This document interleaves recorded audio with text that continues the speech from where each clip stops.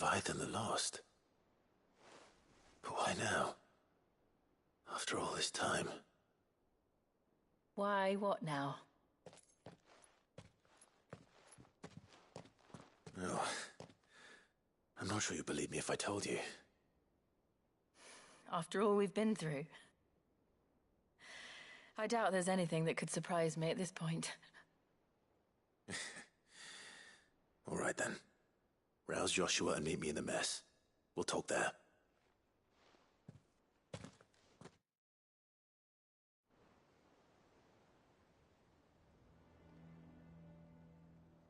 I see we're all here. So, what is it this time? I'm not sure yet. The letter delivered to my chambers omitted a few crucial details. Do we know its provenance?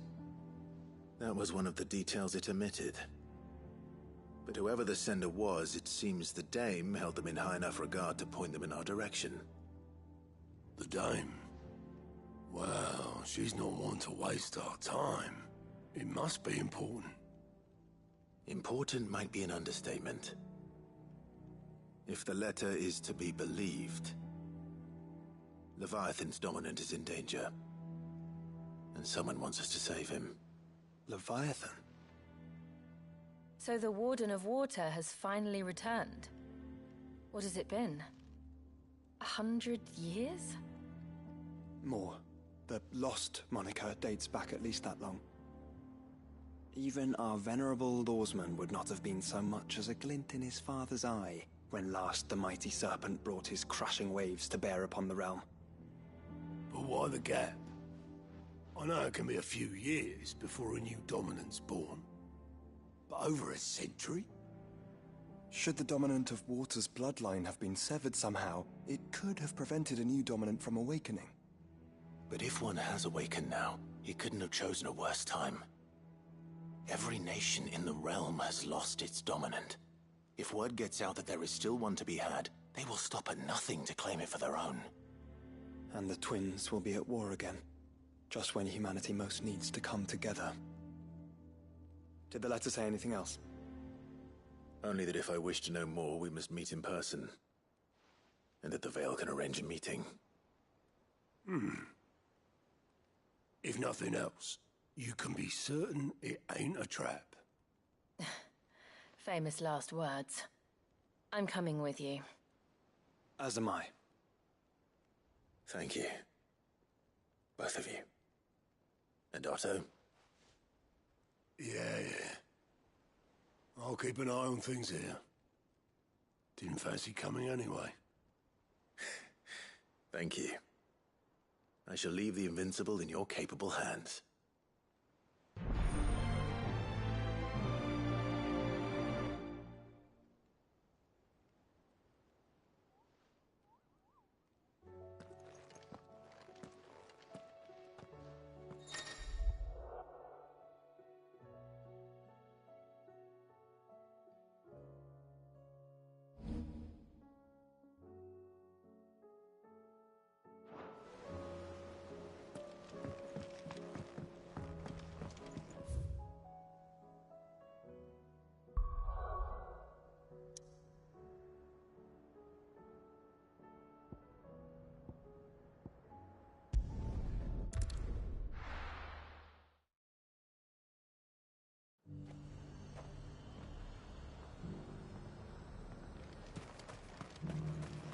To the Veil it is, then.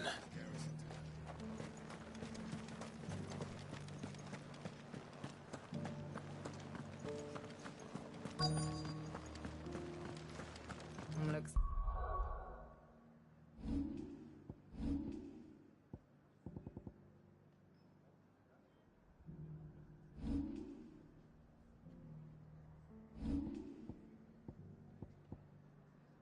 like you've got a thirst.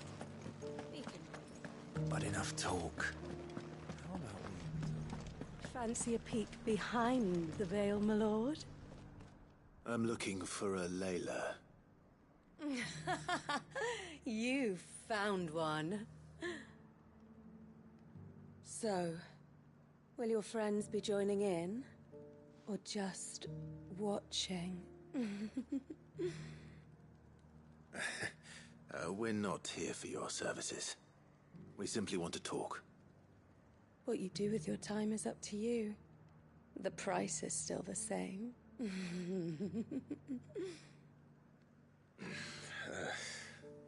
We're here about the letter.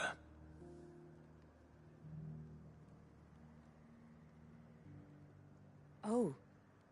Oh, sorry. I suppose you'll be wanting to know who wrote it then. Among other things. Look, I'm just the messenger here. There's only so much I can tell you. Specifically? A location, north of town, on the shore of Isle of Feist Bay. There you'll find a tent, and the woman who can answer your questions. And that's all? Nothing else? Actually, one thing.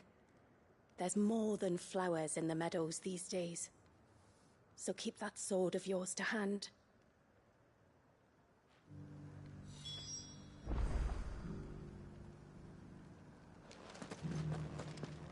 Does anyone else think it's strange that this woman should prefer to keep to the outskirts of town? Not if she realizes the value of the information she's party to. And the danger it puts her in.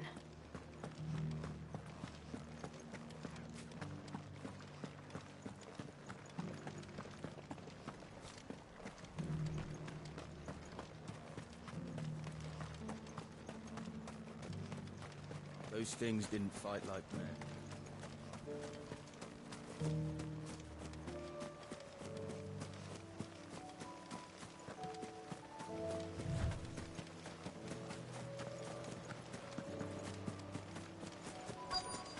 The tent is where Layla said it would be. Yes, but who awaits us inside?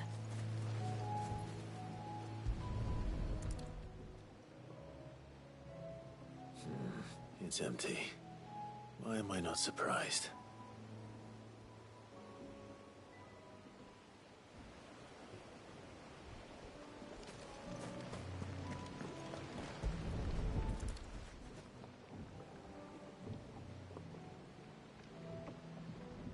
A boat. No prizes for guessing who that belongs to.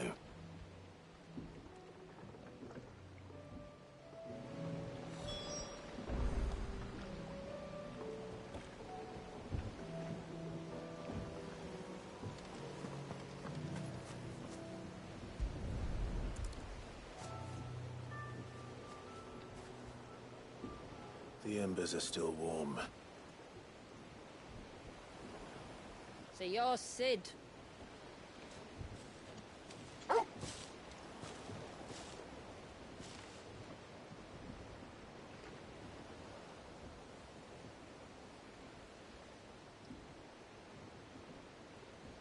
I suppose I must be. Which means you have me at a disadvantage. Apologies. I am Shula, tributary of Mysidia, final haven of the Moats of Water. The moats of water. The very tribe into which it was believed Leviathan's dominant was born. A people notable for their sapphire eyes and ivory hair.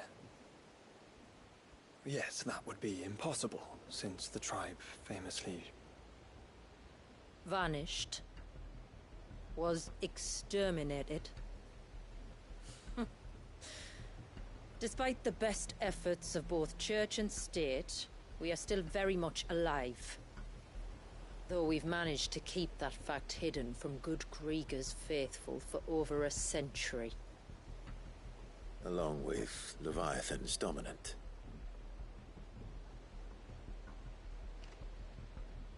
That wave out there. What do you know of it? The surge. Only that it's been there a long time. Since the fall of Drake's Eye almost a century ago. Some claim the two are connected, but none can speak with any certainty. So in other words, you know nothing. Not that I'll hold it against you.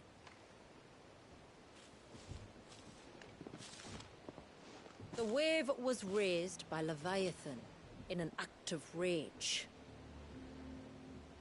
Moments before the waters were stayed, and the icon and its dominant bound within. And you want us to? Rescue him. Yes. You see, a little bird told me about a certain outlaw with a singular knack for putting unruly dominants in their place. And ours is about as unruly as they get. For years, we've searched for someone who could hold their own against an icon. Someone just like you. So what do you say? Will you help us? What exactly did your dominant do to warrant this punishment? What did he do? He committed the greatest crime one of his kind can. He was born.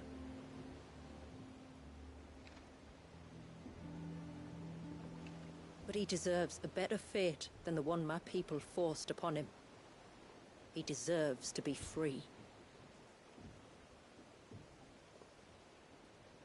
As do we all.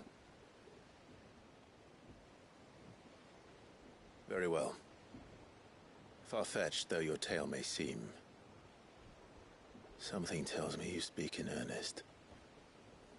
So we will do what we can for your dominant. But first, you will tell us everything you know about him and the means of his imprisonment. I can do better than that. I can show you. Care to take a trip across the bay? My people await you there. Lead the way.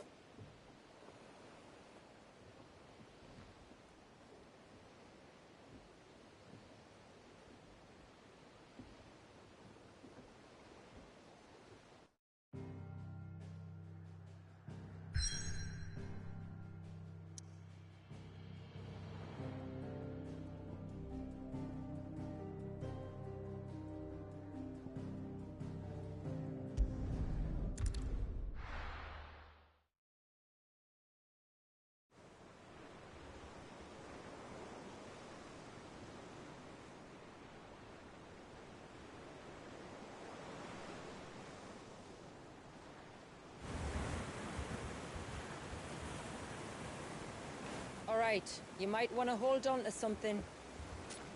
We're coming up on the wall, and passing through can take a bit of getting used to. I don't see any wall. Of course you don't. That's the point.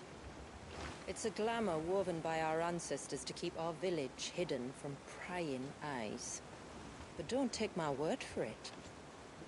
Watch.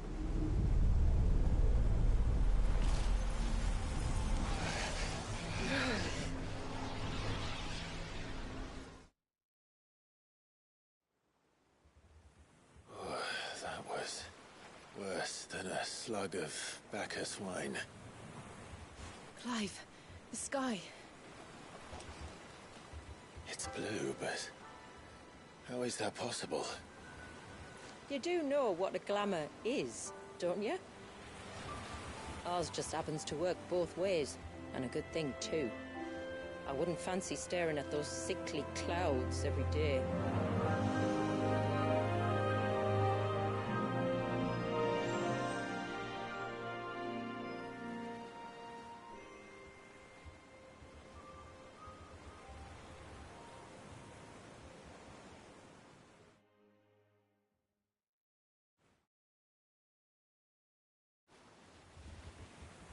And that concludes our little voyage.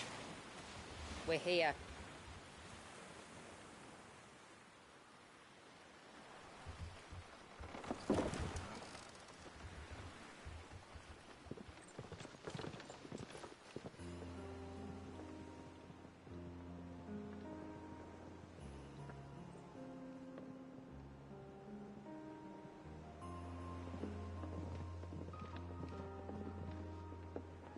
It's a long slog to the village, and a hard one. I hope you're up for a climb.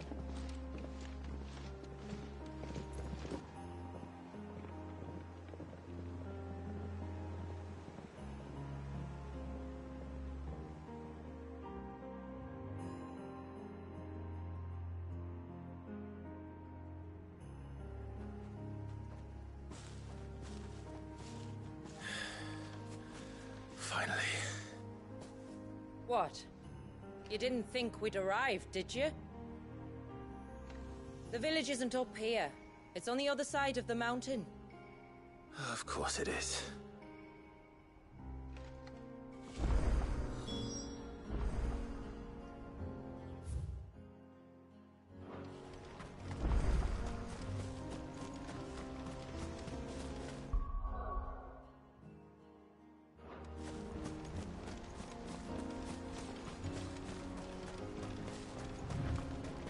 Watch yourself, Sid. This path can be treacherous.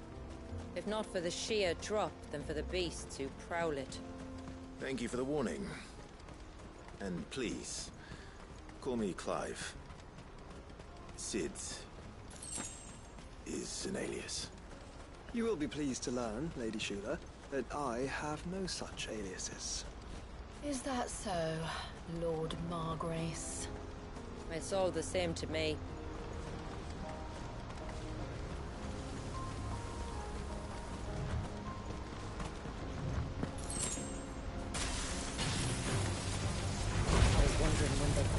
Stand back. We'll handle this. Oh, will you now?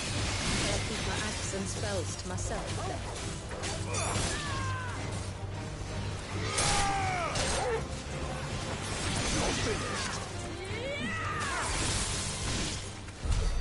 Earlier you mentioned spells, yet I see you carry no crystals. Since when did a bearer ever need crystals? But then, where is your brand? Waiting for me in Sunbreck, if I ever get careless. Then it's in for a long wait.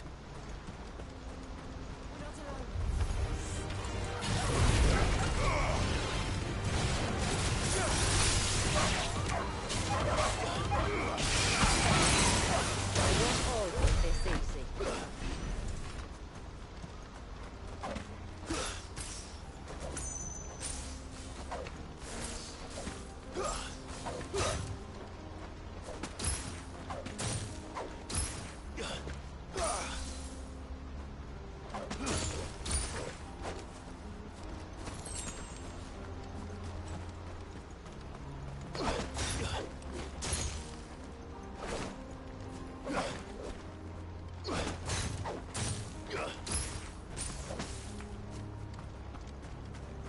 We're almost at the summit. From there, you'll have a better view of our home.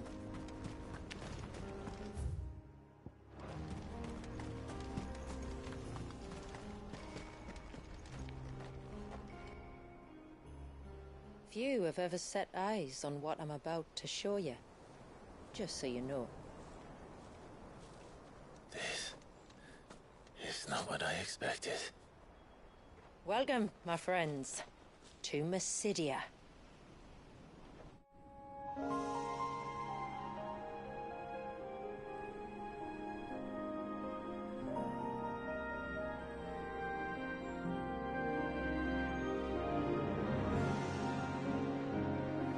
It's been a long time since I saw the North looking so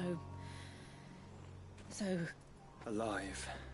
How I'm is- sure you have plenty of questions, but it's been a long journey, and I expect we could all do with a rest. Our humble village is only a short way from here, if you'd care to accompany me. Let's get ourselves in front of a fire, and I'll tell you everything you need to know.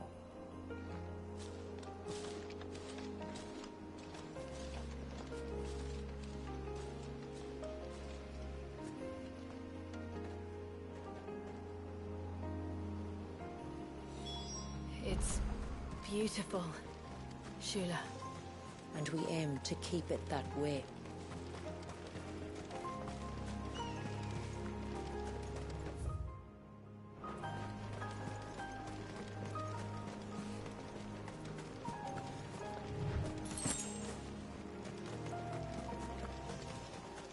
Are those stones glowing? That's one of the cairns which maintain the glamour.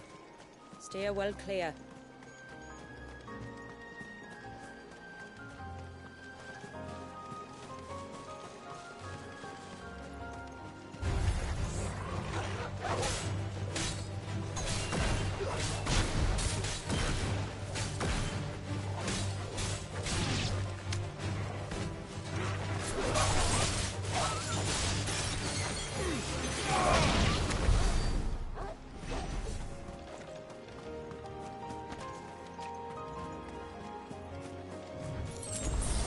the surge was an act of rage. One wonders what prompted it.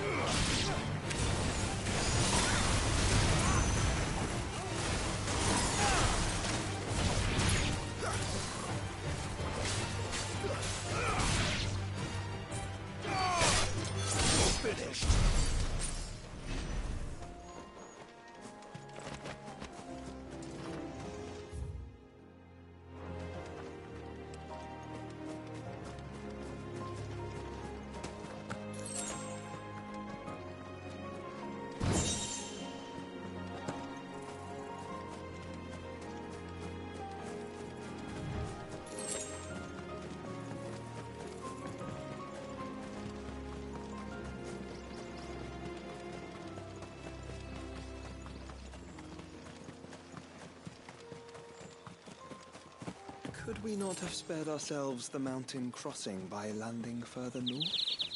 In clear view of the bay?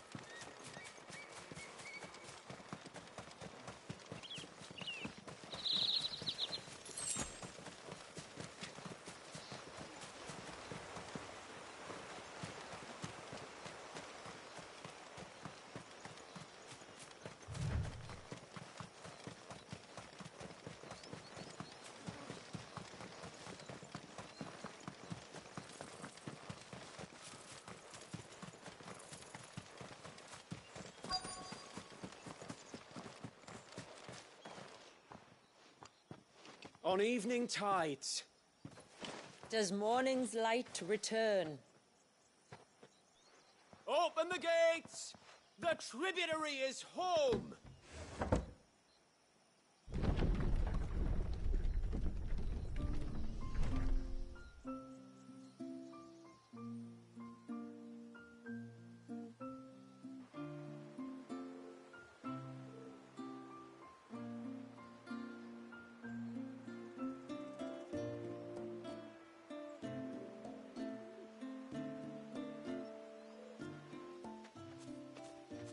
Outsiders? Well, I never. Look at the size of that dog. All right now, back to your duties. You'll have to forgive my people their curiosity. We don't get many visitors. Or any, truth be told. Then we are honored to be the first. This is quite extraordinary. Like stepping into another world. So do you believe me now? You've made it difficult not to, my lady. But how did your people chance to settle here in the north? Unless I am much mistaken, the moats of water long called the coasts of Southern Ash their home. Until Drake's Horn fell and the Blight forced them ever inland, where... We met our doom, along with our dominant. I see you've read the Gregorian Church's account, but perhaps you'd like to hear ours. That building over there is the Witten Hall. It's where my people gather to discuss matters of import. We can speak more inside, once the place is ready to receive you. It shouldn't take long, but you're welcome to explore the village while I see to things. Thank you. We'll do just that.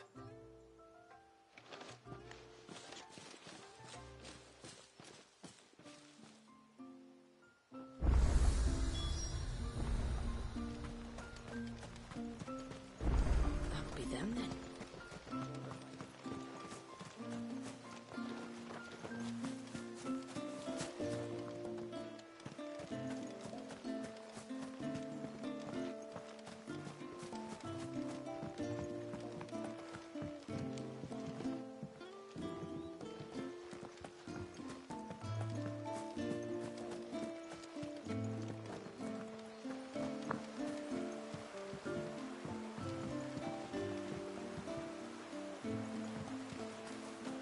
long do you think this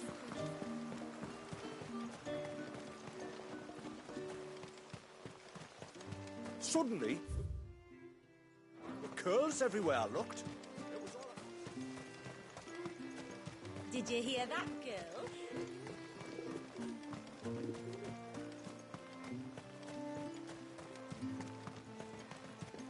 Seems like one of the cairns was disturbed by an ibex.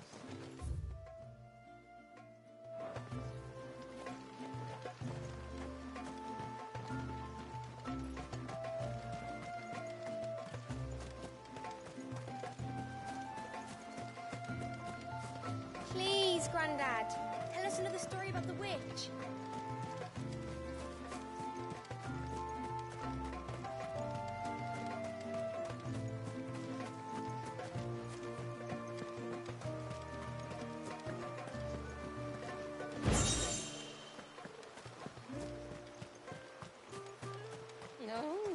Do you think he bites?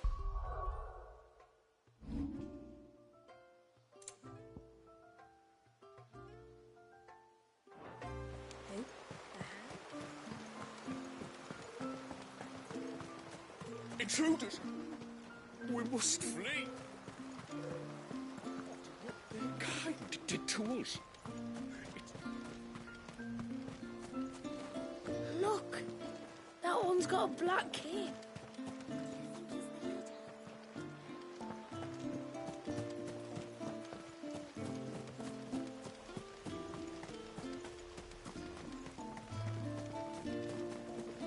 He's coming over here. The stalks are thin. I should dress this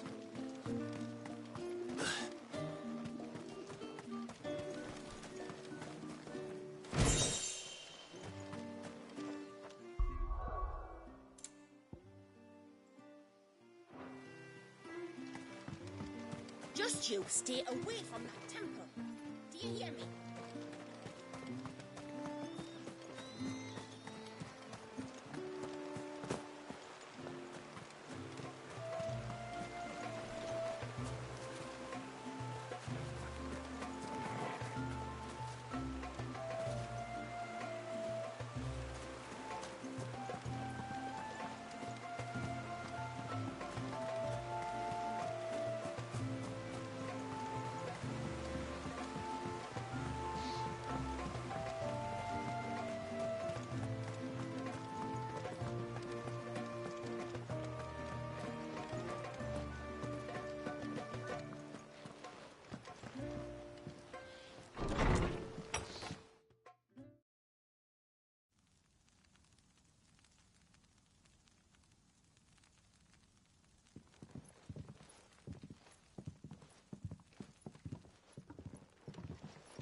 So what do you think of our little haven in the woods? It might not have all the comforts of a southern settlement, but at least it's ours. And there's a lot to be said for that. It can't have been easy keeping this place a secret. Not easy, no. We've dedicated our lives to maintaining the glamour that conceals us. Us and Walyas. This man, Walyas, is he Leviathan's dominant? That's right. Though he's no man, Walyas is still a baby. A baby? Forgive me, but you said that the Dominant and his icon were bound inside the Surge almost a century ago. That would surely make him older still. It would, if he'd been allowed to age. But the spell robbed the poor bairn of even that. I'm sorry. Walyas was the son of my great-grandfather. Leviathan awoke within him almost immediately. But instead of allowing the lad to live out his life as a valued member of the community, my ancestors sought to put his power to other uses. Sadly for them, the icons sensed their treachery and summoned a wave so large it would have swallowed the entire village if my ancestors hadn't stopped him. Then it is not the surge that binds the child, but time itself. Yes. Forgive me. I'm still not sure I understand. I'm not surprised. It isn't the easiest thing to explain. Which is why it might be better if I took you to see him. Show you exactly what he has to endure. That is why we came. Then let us be off. There's a road that leads north from the village. It'll take us right into the surge.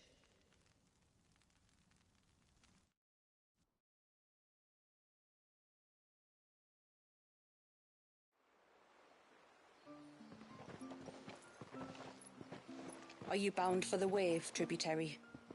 We are, Delina. Have you spread the word about our guests? I have. Everyone knows to treat them as family. You shouldn't have any trouble now, but just in case, I would have you accept this symbol of our people.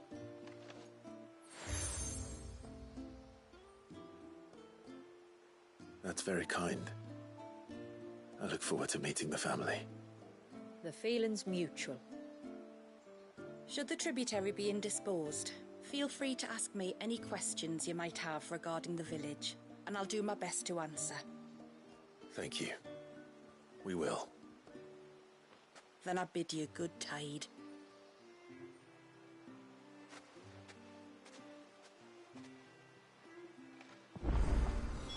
Our storehouse lies across the bridge.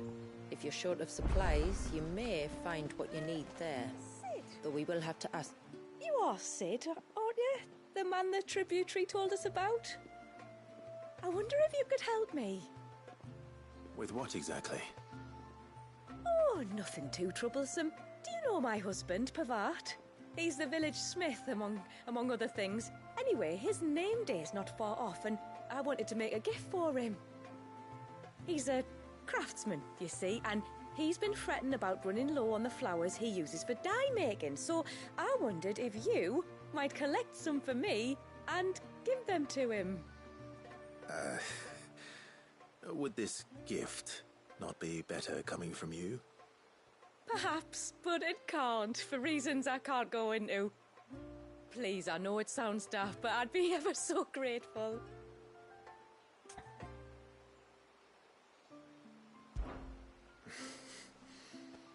Fine. Which flowers does your husband need? The sweet little blue ones that grow around the fount. Elder's blessings, they're called. We use them to dye our fabrics so we always feel close to water like they are. You don't need to go to the trouble of picking them yourself, though. Just speak to the field hands and ask them to share their harvest with you. 2 basketfuls should be enough for my husband to be getting on with. 2 basketfuls it is.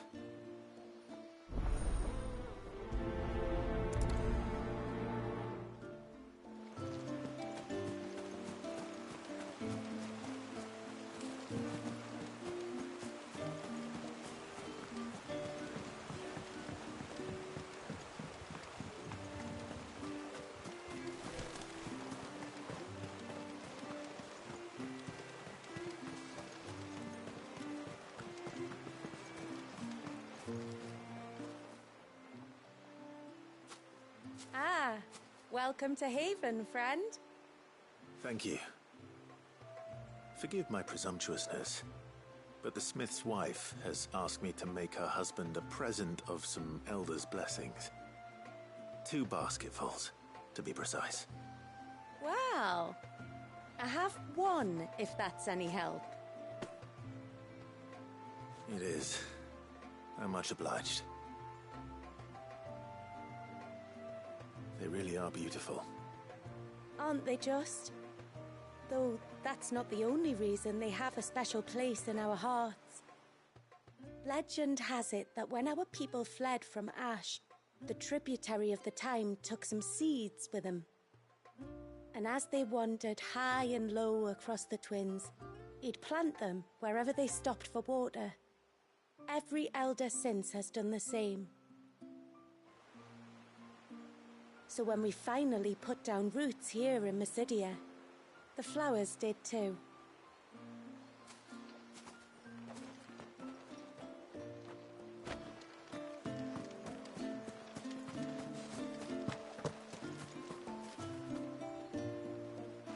Excuse me. I wonder, might you be able to spare a basket of Elder's blessings? Pavart's wife tasked me with collecting some for her husband, and suggested that I speak to you. Ah. Werda wants you to bless her better half with the fruits of our labour, does she? Go on then. Give the old fool something to squirm about. I'm sorry? Ah, don't worry about it. An old fool Pavart may be, but if you come bearing gifts, he's not fool enough to turn you away. I'm glad to hear it. Thank you. Well, that's 2 basketfuls. Time to visit Pavart.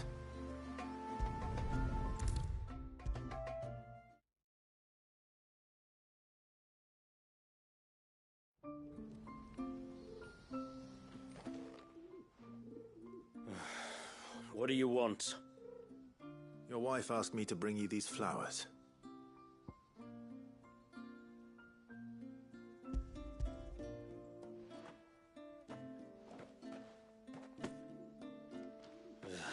That woman.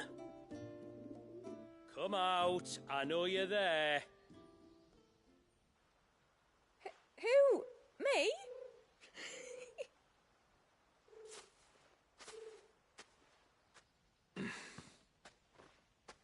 Would either of you care to explain what's going on? I'm sorry. I didn't mean to deceive you. It's just, my husband can be a bit standoffish at times, and I thought this might be a good way for the two of you to get acquainted. What with you being a swordsman like, and him being the only smith in the village. It'd be a shame if you couldn't turn to him for help. The only reason he couldn't turn to me for help is because I had my hands full with all the orders you lot dumped on me. I'm pretty much done with them now, though. But, for the record, the tributary said that we were to lend you outsiders our aid, and that's exactly what I was planning to do. With or without my darling wife's meddling. Still, here we are. Acquainted. So, if there's out you need, just bring us the materials, all right? All right. All right, then. And tar for the flowers. I was running low. You use them for dyeing, I hear. Aye. Crush the petals and it makes a fine and lasting blue. We use it to stain the cloth for our tunics and pennons. Remind us where we come from, like. As modes of water. Children of the sea. That's right. The pattern too was left by our ancestors. The Ceaseless Rill, it's called. It symbolizes the river of our tribe, with the strength of Leviathan running through it. And no matter how that river has ebbed and flowed, changed its course, the flowers have always been with us, growing on our banks. I should get back to work. If you need something crafting, let me know. I will. It was a pleasure to meet you. Wasn't it just?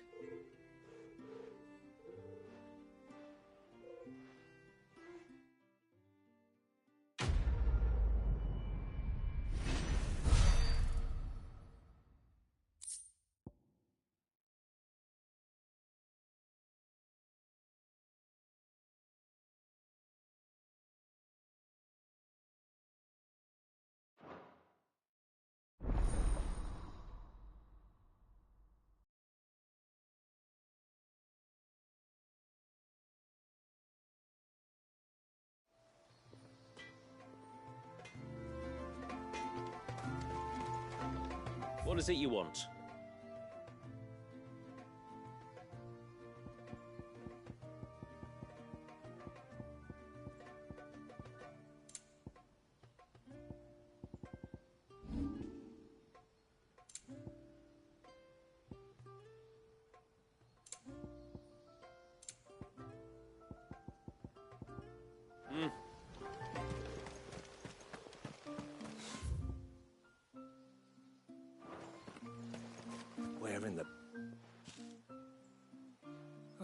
have her hide when she gets back. Oh, sorry. I was leagues away. How can I help you? If you're after something from the storehouse, it's actually my wife you'll want to talk to.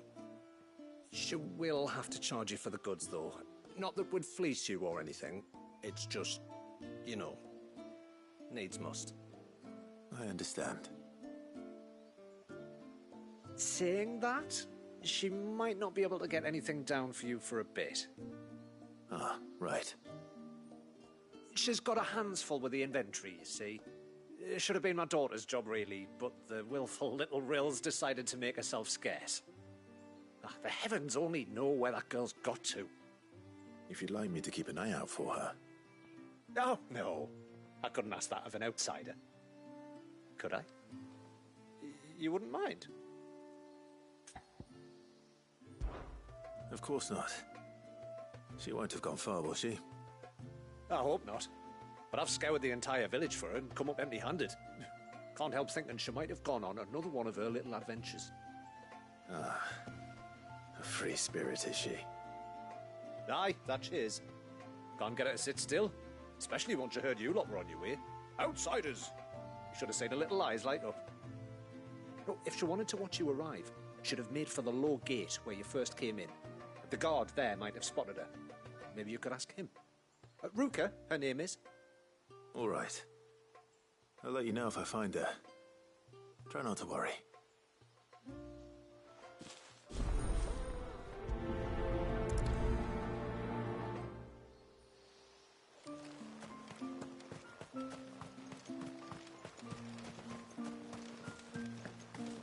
Hear me, mine ancestors.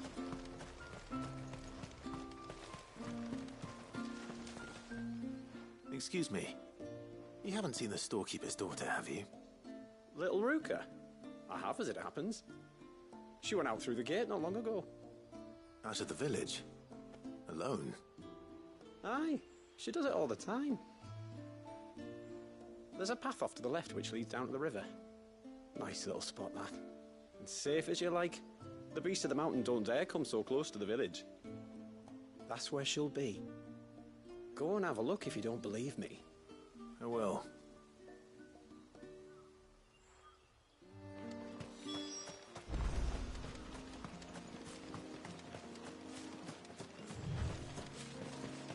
This must be the path.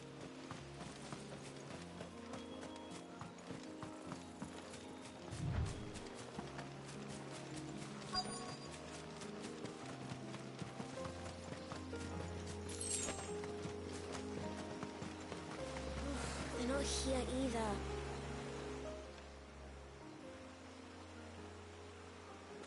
It's you! I've been looking everywhere for you. You must be Ruka. You know my name?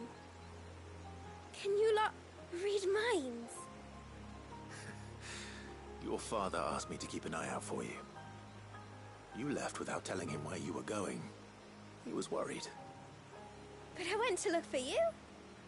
Well, now you found me. What do you say we head back to the village and let your father know you're safe?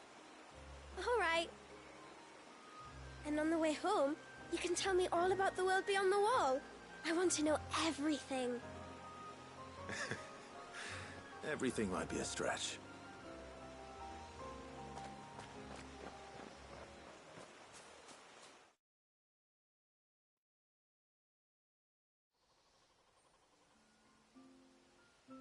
Thank you for bringing her home. And sorry for the trouble. Oh, no. It was a pleasure. Daddy, did you know that there are villages 10 times as big as Haven in the outside world? 10 times! Cities, they call them. And in these cities, they have great big walls and towers and castles. Oh, to think I was worried. You can tell me all about the outside world later, Sweet Pea. Now go and help your mum with the stores. All right.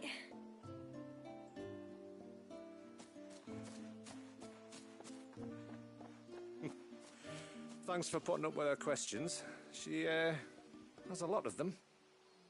One of the big ones being, what are the people beyond the wall like? Reckon you've made a good first impression. Are we the only one she's ever met? That you are. The rest of the world can't know we're here, so we'll have to be very careful who we're letting in and out. A few of us might make the occasional trip to shore for supplies, but for the most part, we'll make do with what we've got, including what the old Northerners left us. Yes. You built on top of the old ruins, didn't you? Well, they make for fine foundations. Their masons clearly knew what they were doing. That's one thing we don't have to worry about.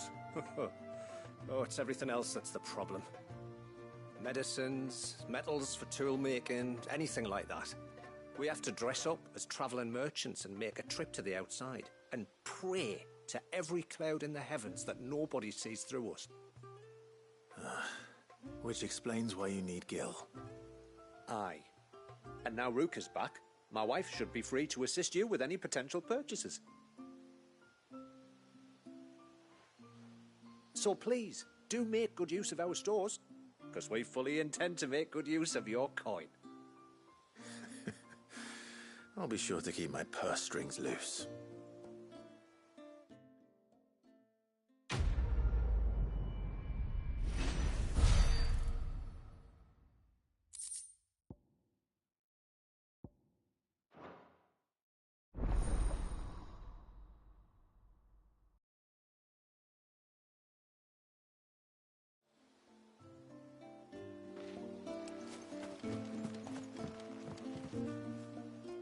Thanks for bringing me daughter back. I don't grudge her looking for adventure, but she's got to pull her weight like the rest of us. Anyway, now we've got the inventory done, I can attend to my own tasks, like seeing to our visitors' needs. So, what's the route you wanted? I will have to charge you. May it serve you well. Here you are. Well, if you're sure you need it.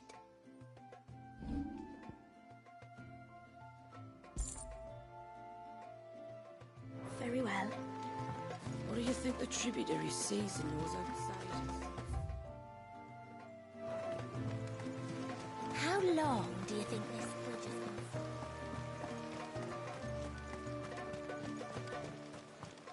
Suddenly, there were curls everywhere, look. Did you hear that, girl?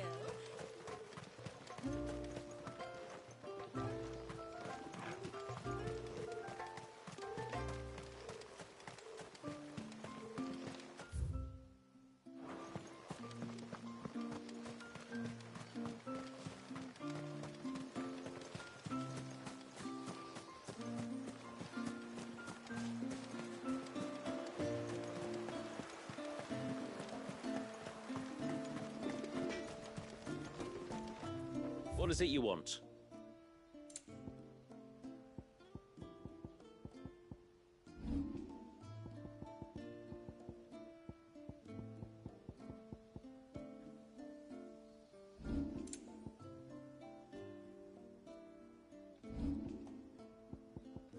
Till next time, then.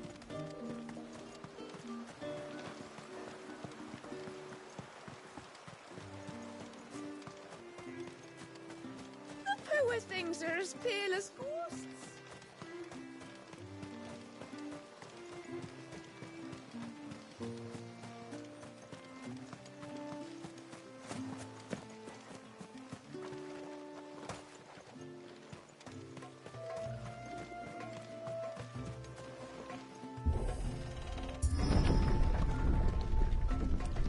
There's a pair of ships just up ahead.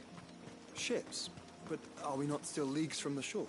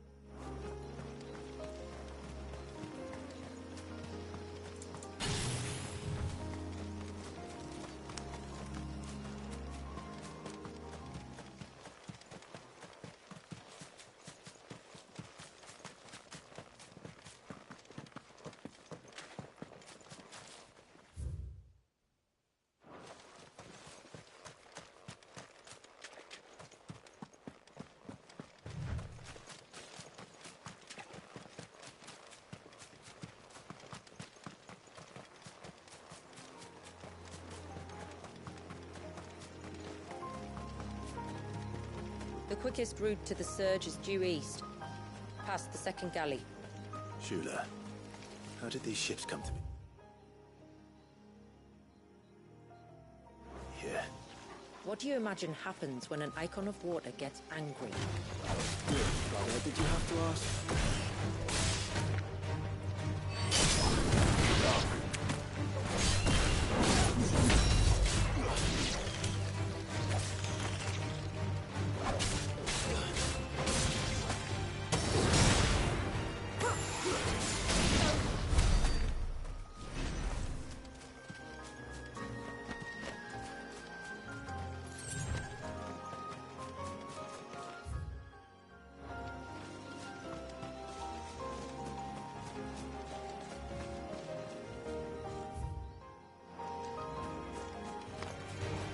Tonberries. Foul creatures consumed by their hatred for everyone and everything. Everything. Sharp knives, it seems.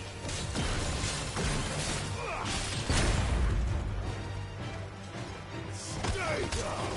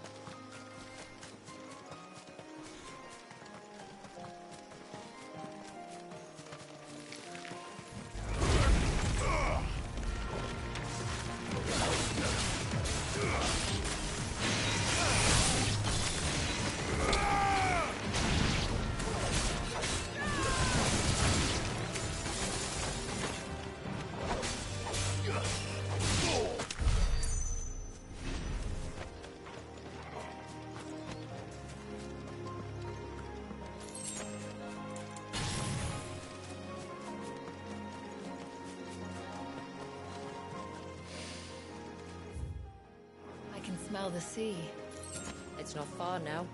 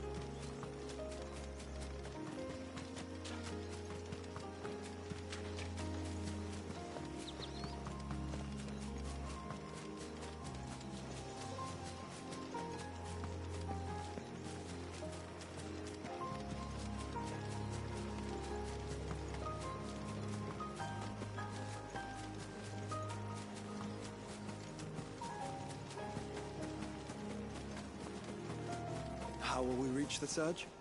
We'll follow the coastline north. There's a bridge that'll take us across to the cape.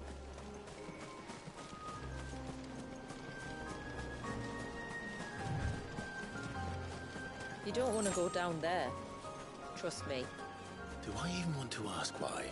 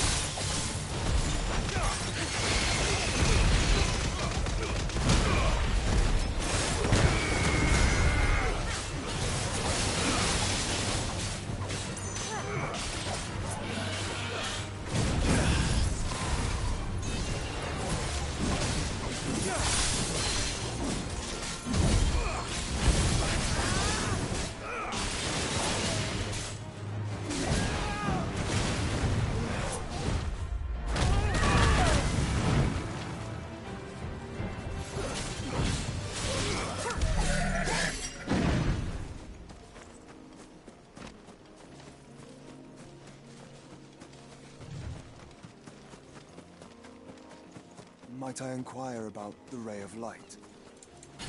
It's what prevents the surge from being reclaimed by the sea. Dwellers by his people.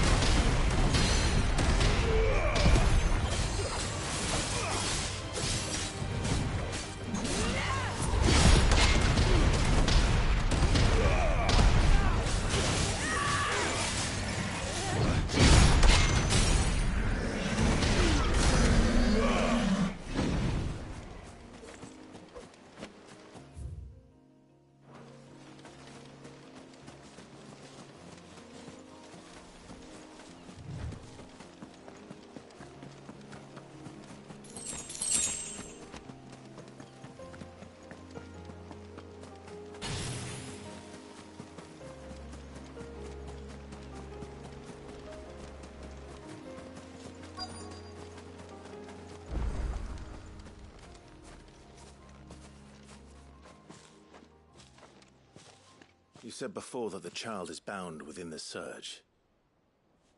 But you've yet to tell us how we're meant to reach him. I trust we won't have to hold our breath. No. The surge wraps around the cape without engulfing it. If we continue to its tip, there is a path down to the seabed. And the wave's origin. All right. It won't be the first dominant we've met at the bottom of the ocean.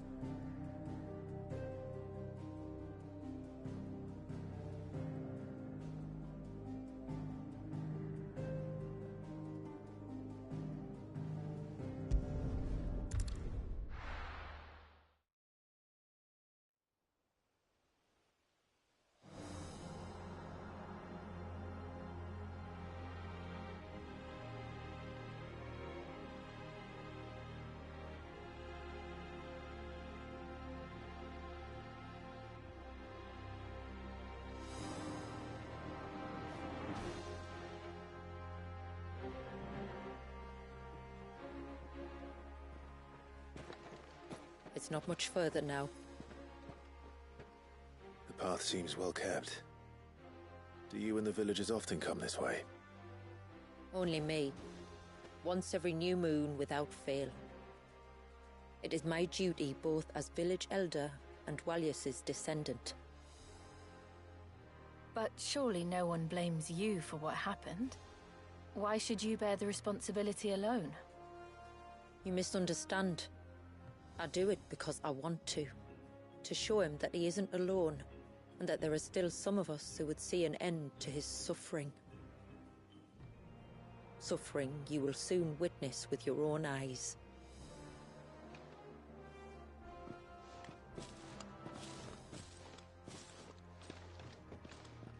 The forest grows quickly here. Left unattended, the path would be reclaimed in a matter of moons.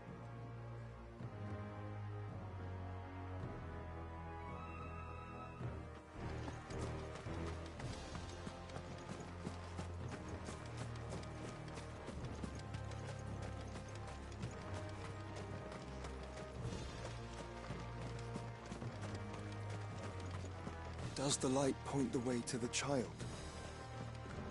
It does indeed.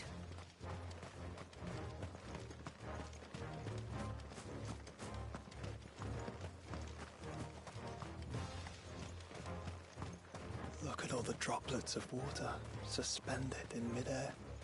Where they have remained untouched by time for 80 summers. It's not right. No. It's not.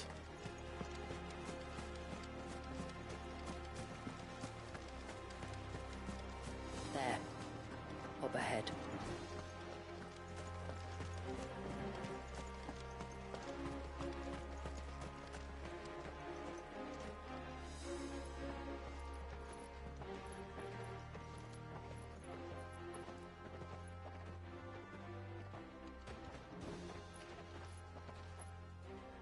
Down in the center.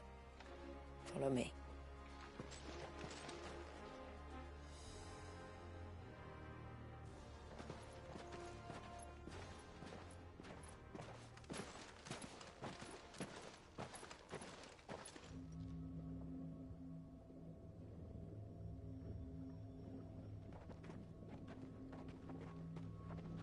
still primed. I'll never forget my first priming. The fear. And I was old enough to understand what was happening. One can only imagine how this poor child felt. He is the victim of an unforgivable sin, committed by people who saw him as nothing but a means to an end. He must be so frightened. Then I'll ease his burden. You don't mean? I'm not going to hurt him. Contrary to the tales, I don't go around killing dominants for no reason. What if I told you there was a way to remove Wallis's icon? I tell you, you were a madman. It's hard to believe, I know. But it can be done. Though, it isn't without its risks. Part of the icon remains no matter what. So, it might still come to violence. I don't know. It depends on the dominant. I've seen things end well, and I've seen things spiral out of control. But I do know one thing. If we turn our backs on this child, there will be no end to his suffering. And I think that a worse fate than the alternative. Don't you?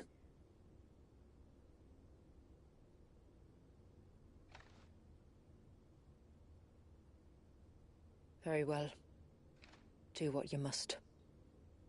And whatever happens, I will own the consequences.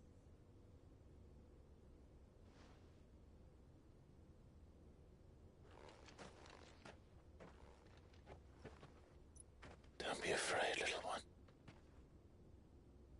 Let me bear the weight.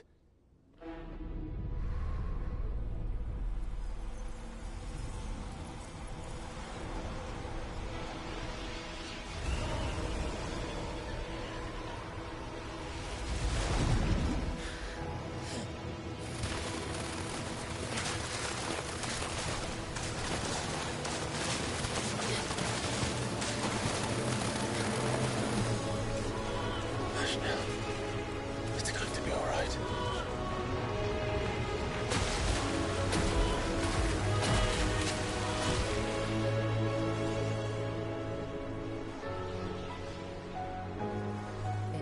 Is it done?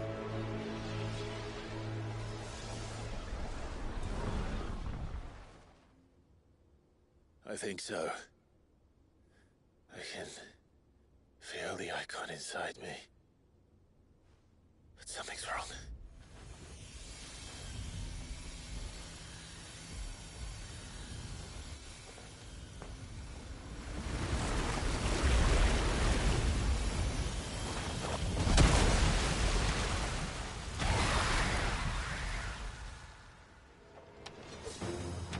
He wasn't just afraid.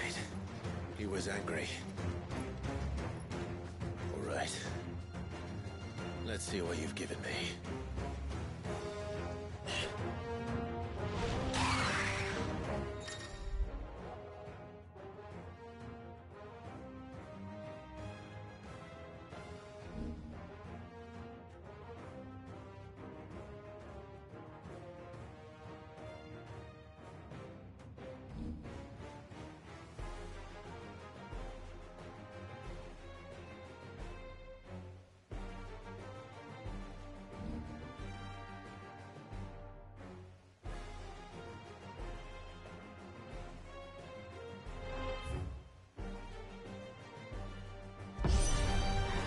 Leviathan. No, just an eggy. But a formidable adversary nonetheless.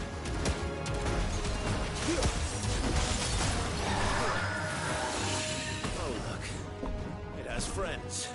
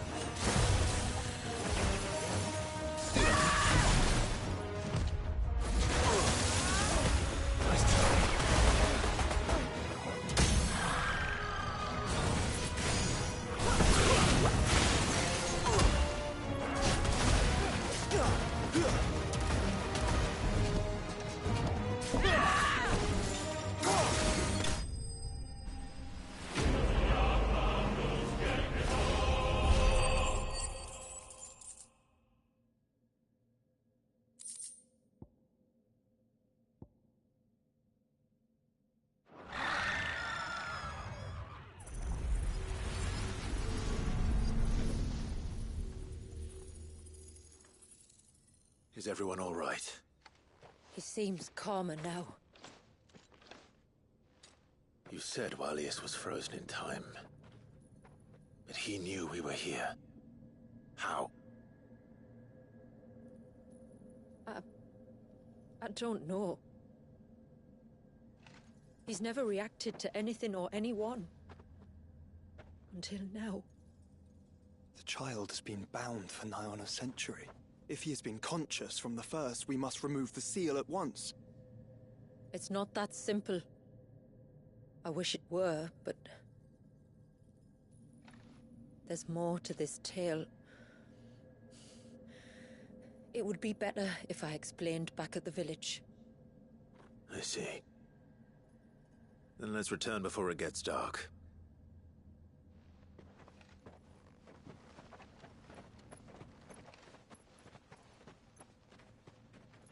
I'm sorry, Walius. I will make this right.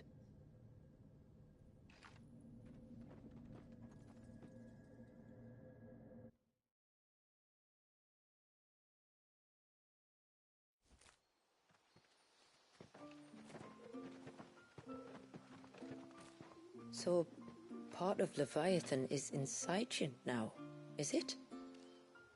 Does it hurt? No.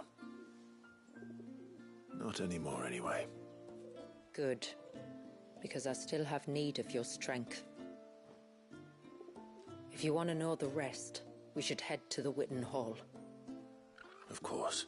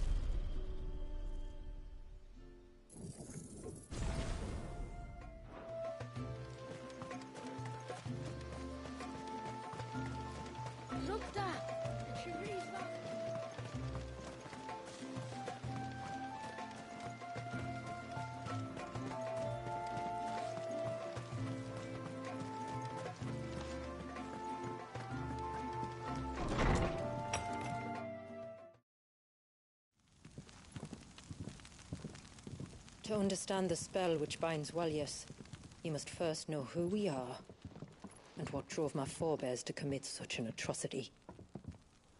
This tapestry is our story, the one that brought us here.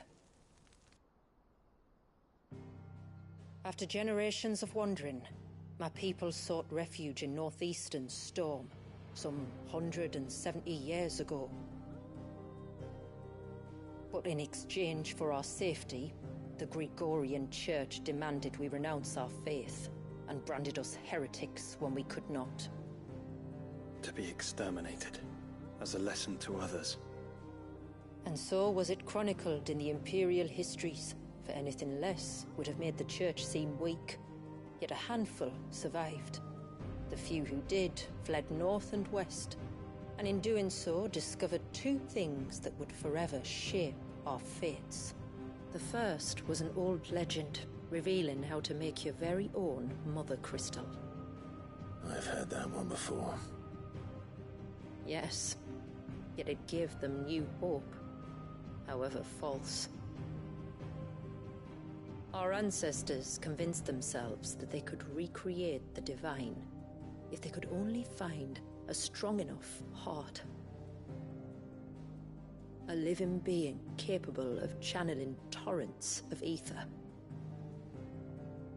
And the heavens provided. A dominant Walyas. They'd stumbled across a nostrum in an ancient ruin, which they believed could provoke a sudden outpouring of a creature's ether. They meant to enrage his icon. Leviathan would have destroyed everything, had our people not made their second important discovery. A means to stop time itself. Where did they find that? The Northerners had no such magics, or they would have used them. When our ancestors first arrived, the land was uninhabited, save for an old witch who lived on the highest peak. Her body had been consumed by the curse, a cruel payment for her long years of service to the Northern Thanes. So desperate were they to prevent the fall of Drake's Eye, they'd forced her to devise a spell to stop time. But Drake's Eye did fall. It did. When she finally perfected the necessary magics, it was already too late. As punishment for her failure, the Thanes exiled her to this forsaken place to live out the few days she had left. Knowing her suffering, our ancestors cared for her as best they could, and in return, she gifted them her spell. That even though she should die, her legacy might live on.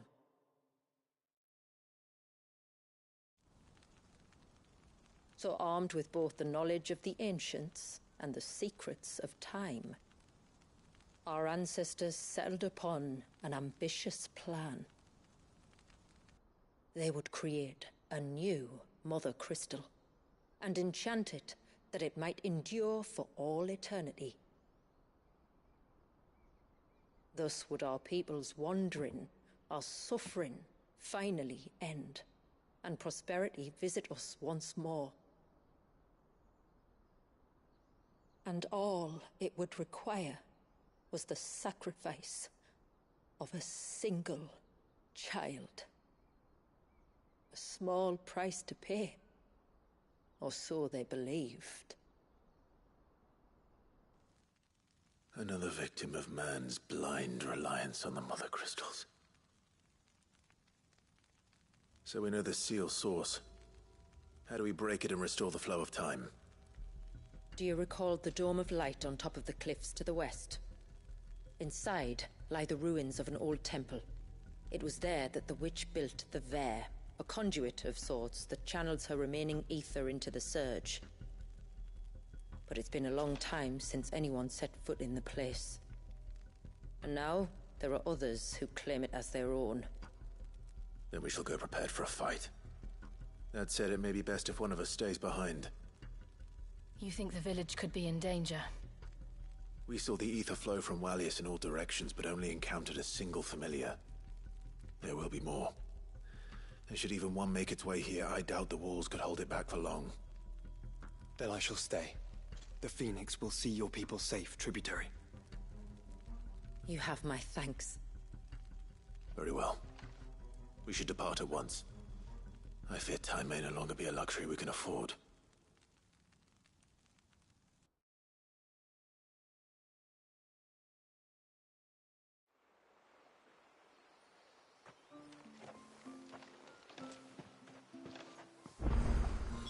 The Vare is not easy to find. We must first head north, and then west, deeper into the forest. No sign of the child. Reckon my steel's just as good as any. There.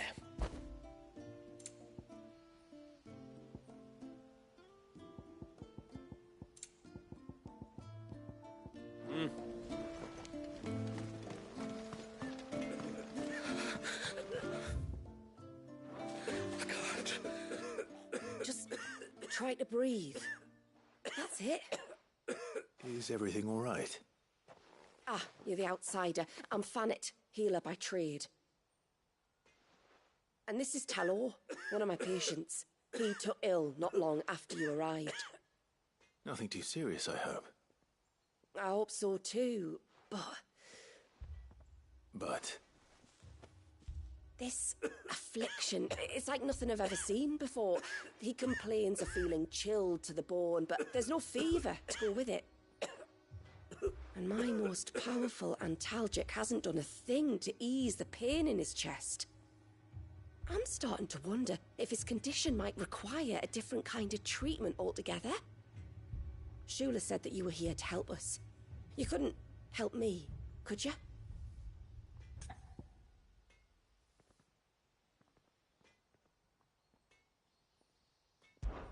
I'd be happy to. If I can.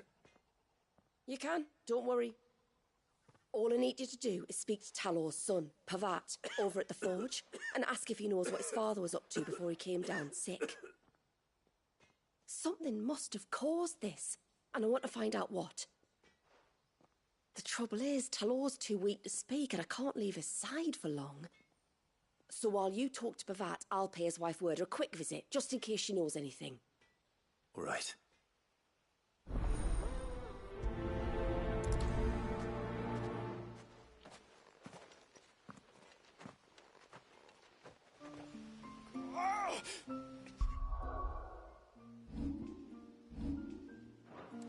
Leave me be.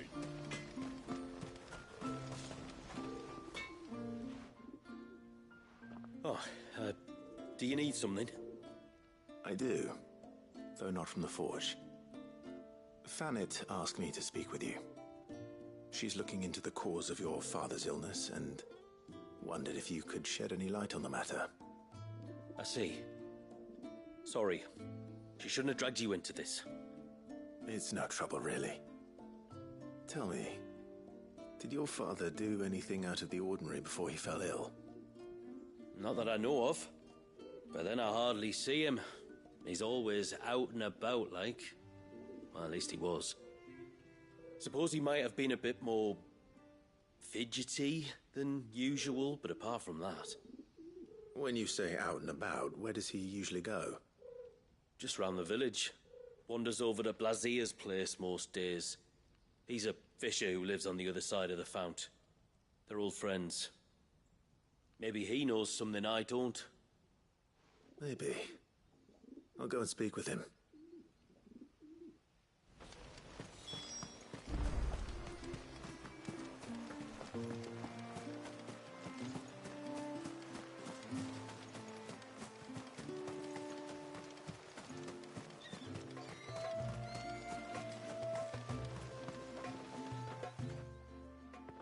Greetings, stranger. What can I do for you? Your name is Blazier, is it not? Pavat tells me you're a friend of his father's, and that the two of you may have spent some time together prior to his illness. His illness? Talor's never been ill a day in his life. I don't know why he'd start now. Oh, Fanny doesn't know either. It was she who asked me to look into his recent behavior on the off chance it might explain how his condition arose. Oh, I suppose there was something that struck me as a bit odd. He kept asking about the woods. Did you see anything strange on your way back from the shore? Are you certain? Do you swear? That kind of thing. I didn't, of course. But he wouldn't let it go. It was like he was expecting something to happen. It was just a matter of when. Not that I know what. But he never told me anyway. Well, that certainly does sound unusual. And it might just be what Fanet is looking for. Thank you. Don't mention it. Oh, and when you see Talor, wish him the best from me, eh? Let's see what the healer makes of this.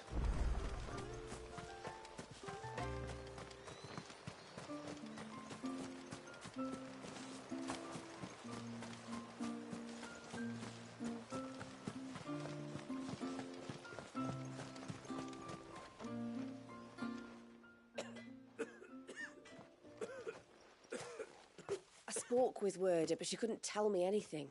Did you have any better luck? Nothing conclusive. But there was one thing. Blazir, the fisherman, told me that Talor had taken a sudden interest in the forest of late. He kept asking him if he'd seen anything unusual there on his way back from the coast, but never let on what exactly he was expecting him to have seen. The forest between here and the coast. Surely not. But then... I can't say for sure. But I think Talor's illness might have some connection to the Tomberries. You may have encountered them during your time here. The small, scaly beastmen. And you think they may have caused Talor's illness? I do. At least in a way. And if I'm right, it's no wonder the treatments I've been trying didn't work. Oh, I know it's a lot to ask, but would you go down into Father's Fell for me? There's an altar there. And if my fears are true, an offering upon it. What is going on here? Please. I'll explain everything when you return, but time flows fast. I beg you, make haste for Father's Fell and take the offering from the altar. Talor's life may depend on it. Very well.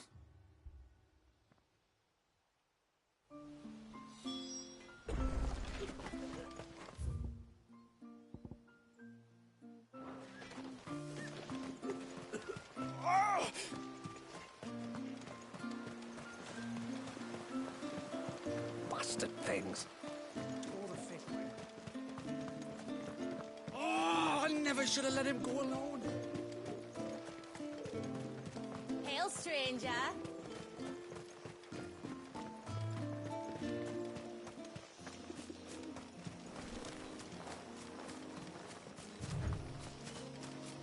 Before, we turned east at the shipwrecks to reach the coast. Now we must head in the opposite direction. Left it is, then.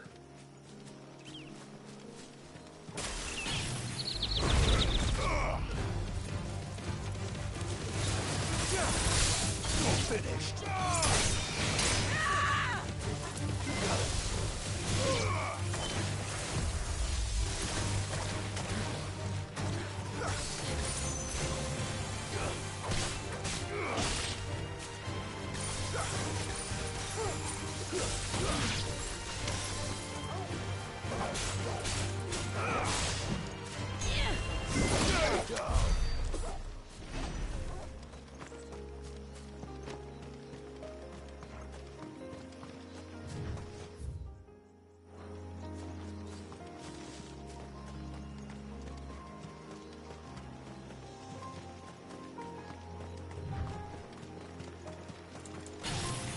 If there's one thing I know about beastmen, is that they love to hide in the dark.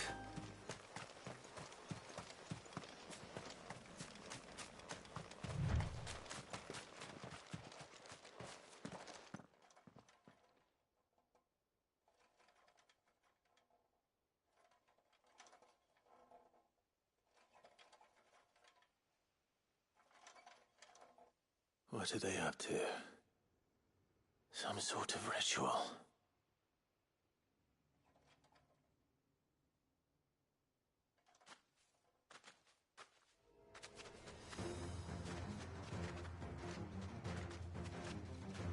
Sorry to disturb you.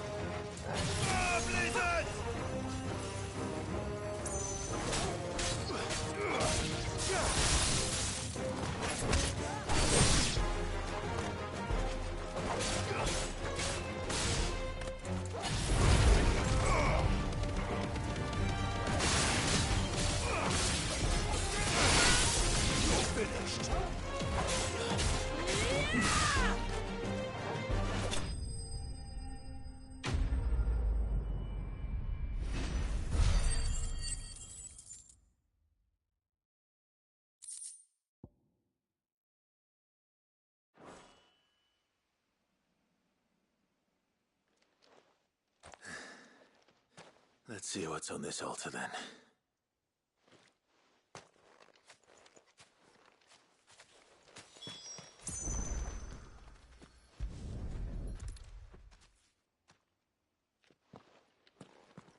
A silver chain. I doubt the Tombrys made it. This must be what Fennec was talking about.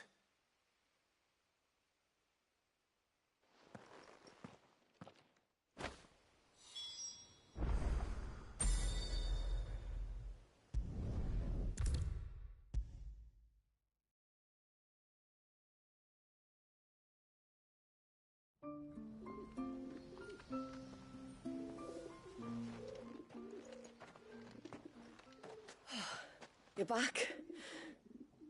Well, did you find anything? I did. This silver chain. I knew it. Well, I'm still none the wiser. Forgive me. This chain. It's a Gregorian Maternoster. Worn by men of the faith. What's it doing here? And why would the Tombrys be praying to it? To understand that, you need to understand what the Tombrys are. They feed on hatred and suffering. And some say that if you render them an offering, some token of grievance against your fellow man, they will put a curse upon him. So you think someone's put a Tombry curse on Talor? I can't say for sure. Truth be told, I always assumed it was an old wives' tale.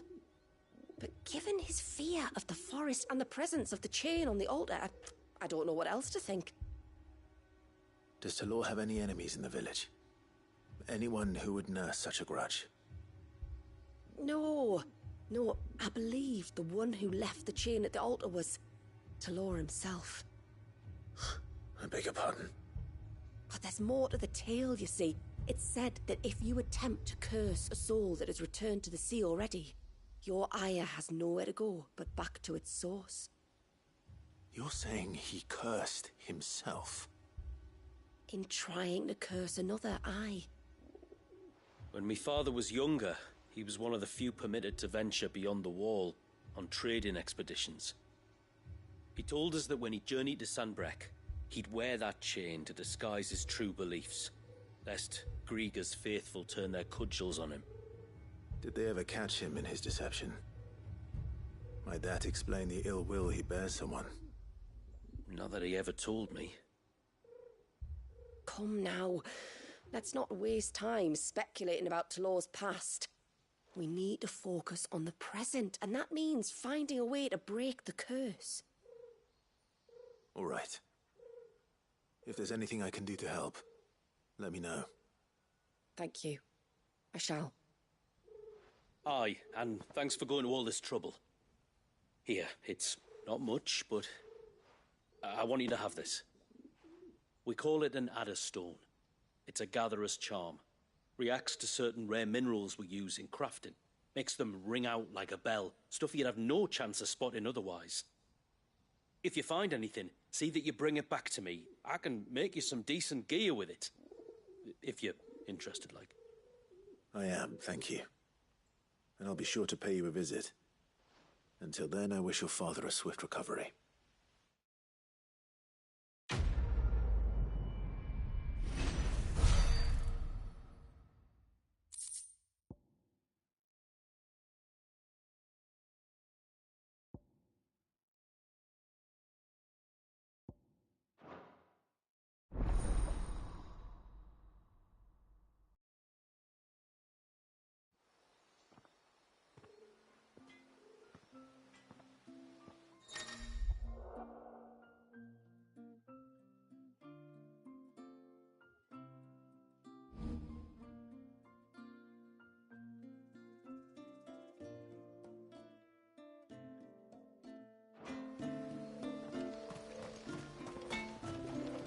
What is it you want?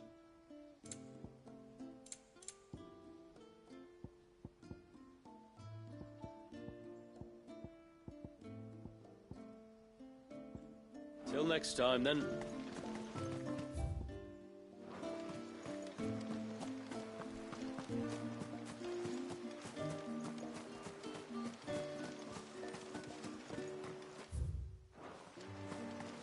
If we pick too many of the flowers, there won't be enough.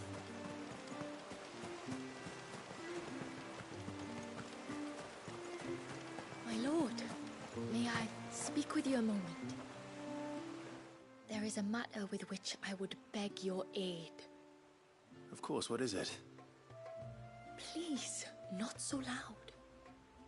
Something serious, then? Yes. I think we might have company. I was passing by the low gate when I saw a figure moving among the trees up on the cloak. At first, I thought it must have been you or your brother, so I didn't say anything, but the more I think about it, the more certain I am that the figure looked familiar. Then you're sure it wasn't one of the other villagers? Positive. I think it was someone from outside the wall who has found his way inside. Of course, it could just be my imagination playing tricks on me. I only caught a fleeting glimpse, and it might have been you or your brother. But if it is who I think it is, we cannot allow him to leave now that he knows we're here. Would you go and see? He won't try to hurt you, believe me. Given what lurks in the forest, the only one likely to get hurt is him. Very well. Whether the man you saw is who you believe him to be or not, we need to know. It may yet be someone else entirely. Someone who means your people, or my people, harm. Perhaps. Just promise me that if you do find someone up there... Don't worry. I won't draw my sword unless I need to. Thank you. Yamila, this man you saw, might he be the customer you told me of? I fear so. A customer? I'll explain later. Come on.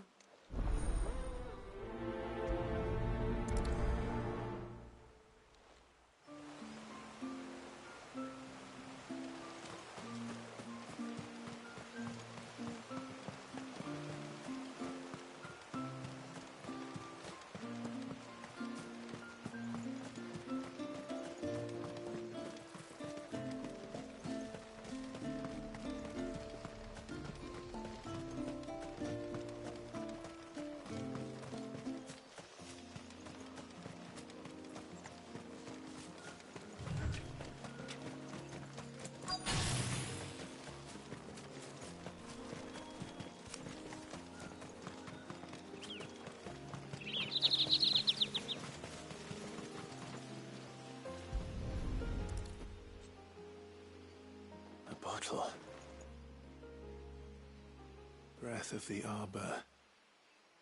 Perfume from Sambrag. Looks expensive, too. Who's there? Stop!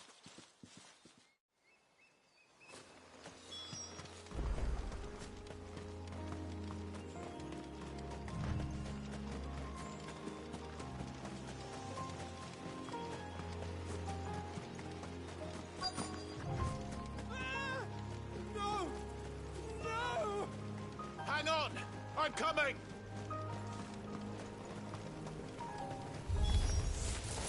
Don't eat me! I'll give you gut rot, I swear! Stand back. I'll handle this.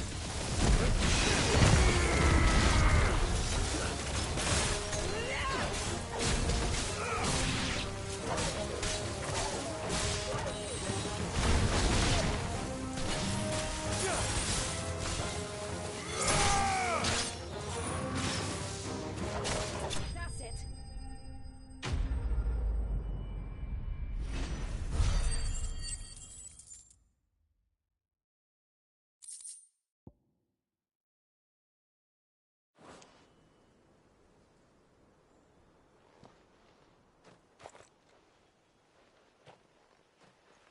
Are you all right? I'm more than all right. I'm saved! Oh, I could kiss you! Maybe you should introduce yourself first. Hervey! I knew it was you. What are you doing here? I came to see you. Oh, my little canary, it's been so long. Thank you for saving him and sparing him. Who is he? Hervey, one of many clients from my employment beyond the wall. One of many clients? We spoke every night of our plans together. Whispered songs of love into each other's ears. And then you upped and vanished without so much as a word. I left you a note, didn't I? I told you I was sorry, but that we could never be together. That I could never abandon my family. And I told you not to look for me. How did you even find this place, anyway? The flame of your love was as a beacon in the night that guided me to you. Hervey.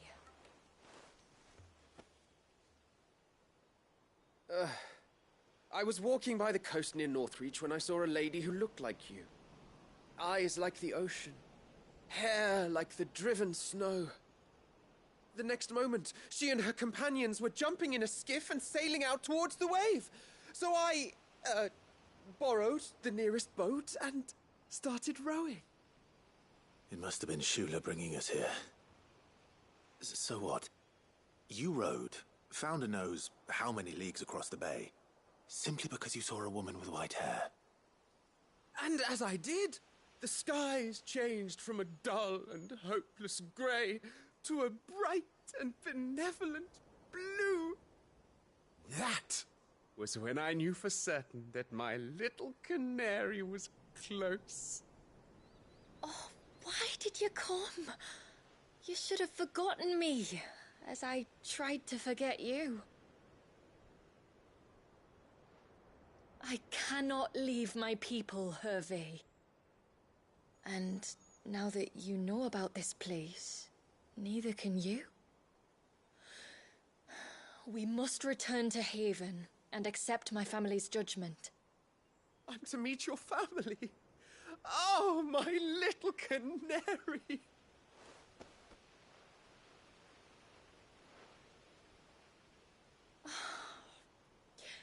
Please, come and see me later.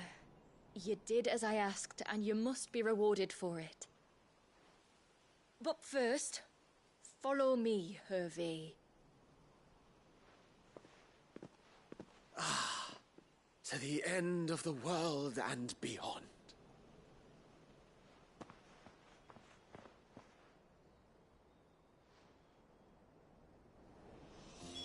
He should never have found this place. How could I be so careless? Don't blame yourself. I doubt anything could have kept that man away.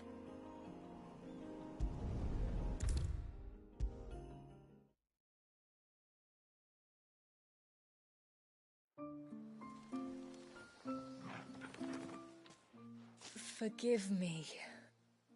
There's nothing to forgive. You two met at the Vale, I take it. When I worked there, yes. To earn the coin that my people need to survive. Though Mysidia is our sanctuary, There are certain necessities that it cannot provide. And for that reason, some of us seek employment beyond the wall. Yet few are the opportunities for followers of a strange faith in a strange land. And so you supported your family as best you could? I did. And I have never regretted it for a moment. I found a second family in the Vale, and in the Dame, a second mother. I also found Hervey. But our love could never be.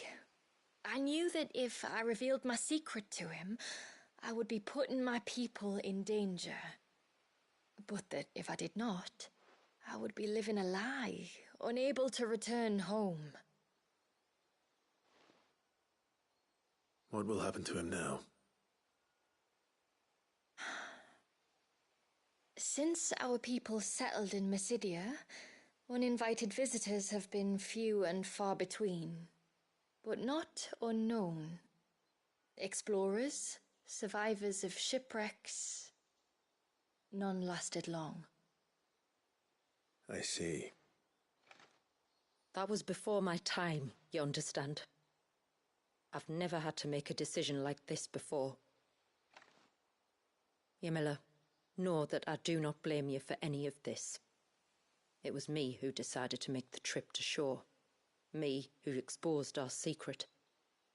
This was my mistake, and I shall bear the responsibility. Thank you, tributary. I only beg you to remember that Hervé means us no ill will. He's just a fool. A fool who loves me.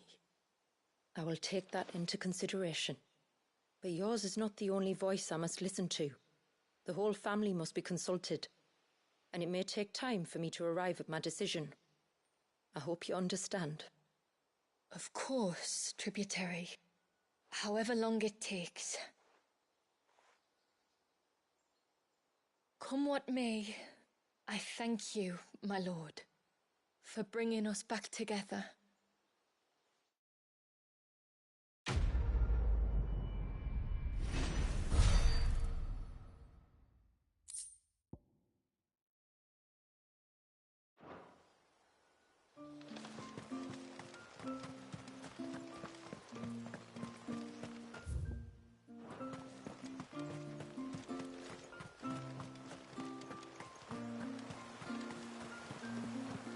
Bastard things.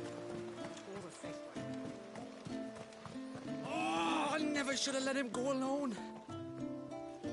Ty, take me. What am I gonna do? You've got to help me. Shula said you were a force to be reckoned with. Are you? Why do you ask? Eh? Oh, sorry. I should explain. My name's Kitav. I'm worried about a friend of mine. He went into the forest and he hasn't come back. Would you help me find him?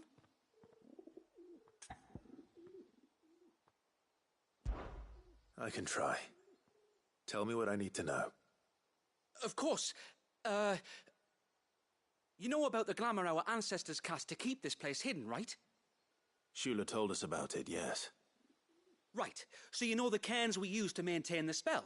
Well, it's me and my friend's job to maintain them. If it weren't for the likes of us, it would have faded years ago. So your friend went into the forest to visit one of these cairns? Aye, that's right. He said he was going down to Father's Fell. There are 2 cairns out that way, one by the banks of the Swift Run, and another near the Winged Wains, the ships in the forest. All right. How will I know this friend of yours? His name's Nassef. He's about my height, but clean-shaven. If you could track him down and see that he's come to no harm, I'd be much obliged. I'll search the village, just in case anyone's seen him, and meet you back here. Very well.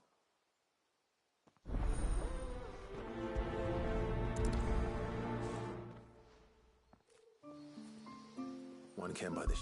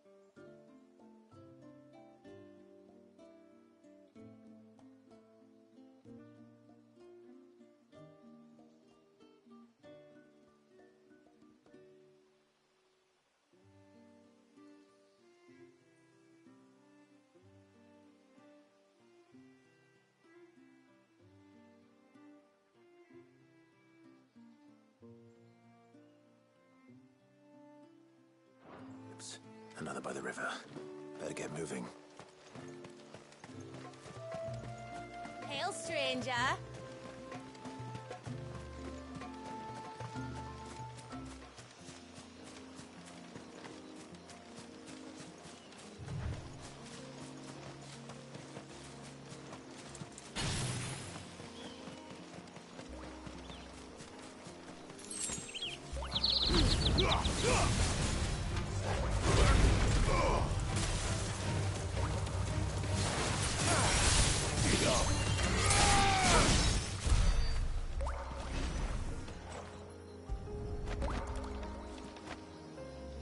This is the mineral Pavar was talking about. The one that rings out like a bell.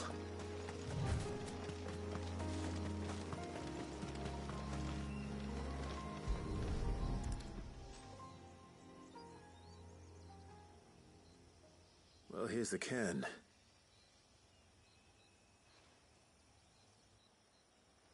But no sign of Nasef. To the riverbank, then.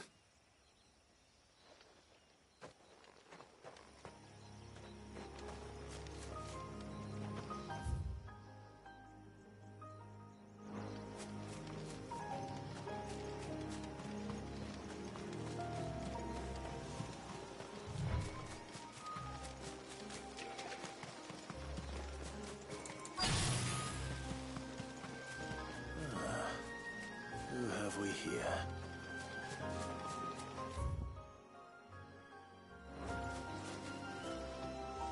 I'm looking for a man named Nasef.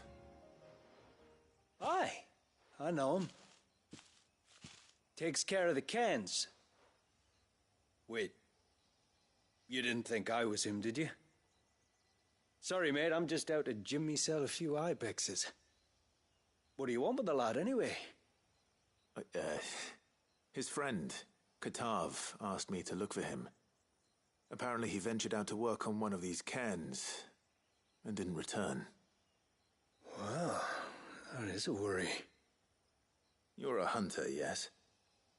You must know the woods as well as anyone. Can you think where he might have gone? There's a bridge further down the path. Blasted thing got washed away a few moons back. Our carpenter only recently had time to rebuild it. But if I remember rightly, there is another cairn on the far side. Maybe he decided to visit that one while he was here. Maybe. It's worth a look, certainly. Thank you. Don't mention it. I'll keep an eye out too. Perhaps he just got delayed or something. Let's hope so.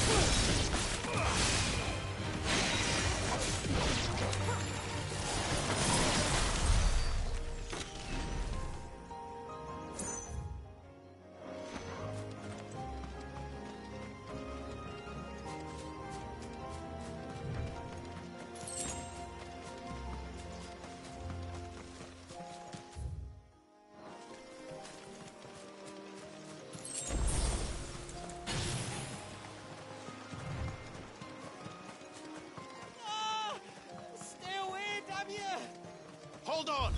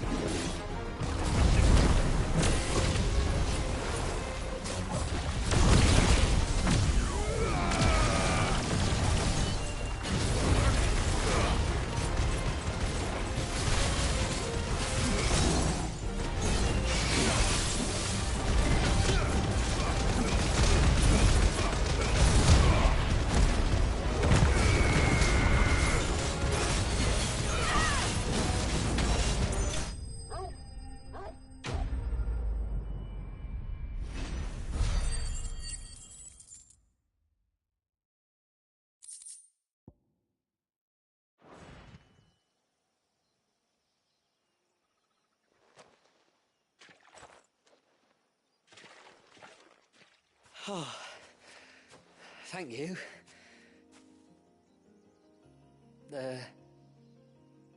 I'm the tributary's guest. And you must be Nassef. I am? But how do you know that? Your friend Katav asked me to look for you when you didn't return.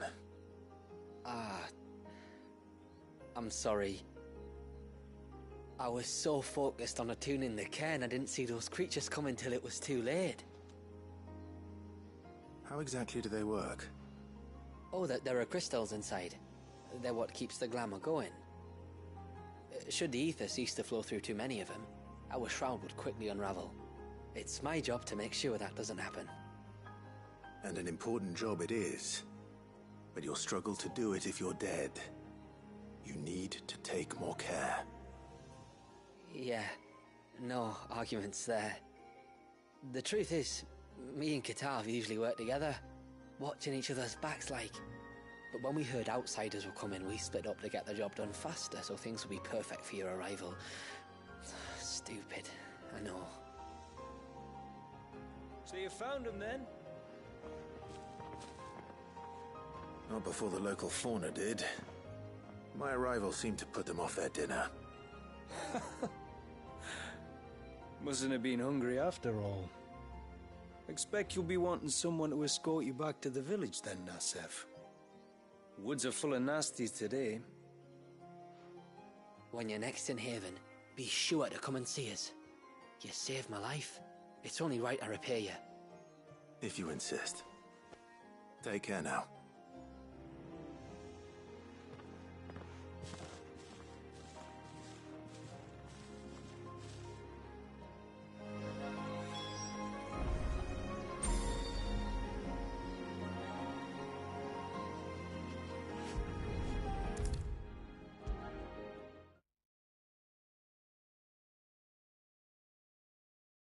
I thought I'd lost you. But you saw to it that I was found. Thank you. Nassef told me everything. If you hadn't got there when you did... Oh, it doesn't bear thinking about. All that matters is that you're safe. Far be it from me to tell you how to do your jobs, but don't go alone again. Or if we have to, maybe we should think about casting the glamour on ourselves to keep the wildlife from spotting us. It'd take its toll, of course, but it'd beat letting the cairns fall and having to weave the entire spell from scratch. Imagine if we had to do that. I'd rather not. Would only succeed in adding 2 new piles of stone to the collection. Your bearers? That we are, thank the tides. The others can't attune to the crystals in the cairns the same way we can. Reckon this place would be doomed without us. So, you do this work for the good of your people? Not because... We're forced to. No. From what I've heard of the way things work on the outside, we were truly blessed that our rain fell here in Mysidia. Our people are few enough as it is. If we started turning on each other, kin against kin, over nothing but a stupid accident of birth, our days would be numbered. They would. Anyway, all's well that ends well, eh? Thanks to you, both of us lived to keep this place hidden another day.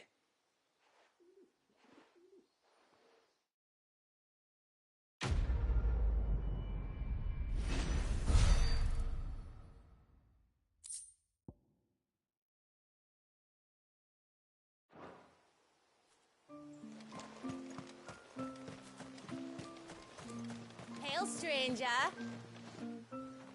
Are you a rider by any chance? I am. What gave me away? Oh, I can smell it on you. The scent of the stables. And not just any stables. Something tells me you've never been one to ride half-starved birds with chine gall and wet beak.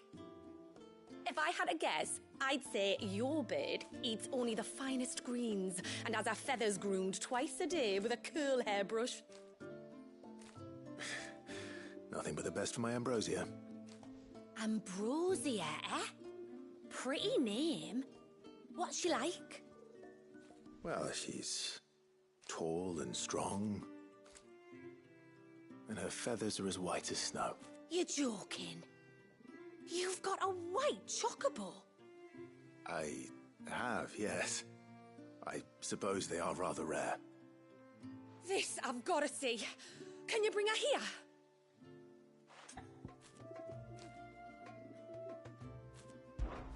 I would if I could, but I doubt Shula's skiff could hold her. Me dad's got a boat. And he's ferried chocobos before. You could get him to bring her. It'd be perfect timing and all. He's preparing for a trip beyond the wall as we speak. I'm sure he'd help you if you asked. He would. Well, I don't suppose it would hurt to have Ambrosia around. All right then. Where could I find your father? He'll be in the storehouse on the other side of the brook. Tell him Manda sent you.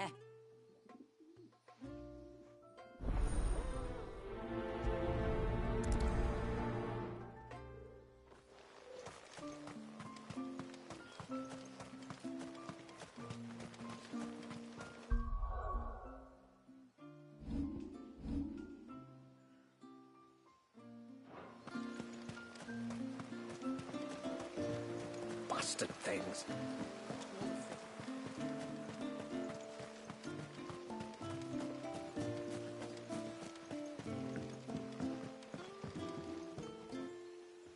You one of the outsiders, then? I am. Shula invited me. Are you Manda's father? I am. Got you running errands for her already, has she?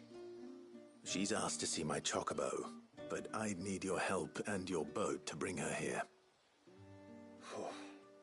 Or you could just say no. Honestly, that girl and her birds, she'll be growing feathers soon enough. Well, truth be told, I didn't take the idea seriously at first. But thinking about it, it would make it easier to get around if I had Ambrosia here. Can you help? Well, if you're sure that's what you want. The tributary says we're to treat you lot as we would each other. So, if you need me to ferry your bird over, then that's what I'll do. Still, they don't take the water easily. I'll need you to bring us a mimic gourd or two to keep her calm on the journey over. And where would I find one of those? Oh, don't ask me. It's been years since I last brought a chocobo across the bay, and I'm told the world's changed a fair bit since then. Where do you usually get your stable supplies from? Well, the man who made Ambrosia's tack lived in Martha's Rest, and if I remember correctly, he traded in chocobo feed too. So I suppose I'll go and ask him. I'll be sailing over to Northreach soon to pick up some supplies. While I do that, you collect your bird and your gourd, and then meet me by the shore. Just don't take too long, all right?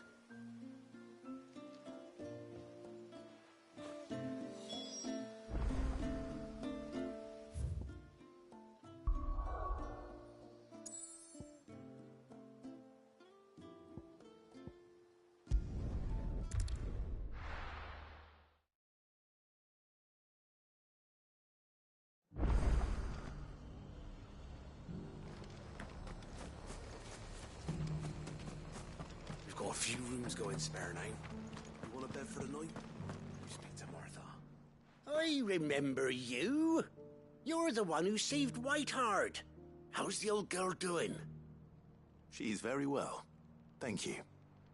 Oh, don't thank me. You're the one who saved her. Anyway, what brings you to the rest today?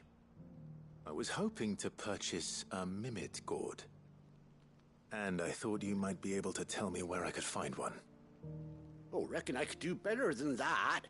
Just so happens, I've got a whole carload of the blasted things. Not a buyer in sight. Really? Aye, you'd be doing me a favor taking a few off my hands before they turn to mush. But just be on the lookout for wild birds, eh? Don't want them chasing after you like they did me. I will. And thank you. Oh, you're very welcome. Any friend of Whiteheart is a friend of mine. And in times like these, friends have got to stick together. We certainly do. Northreach, then. Wouldn't want to keep Anders' father waiting.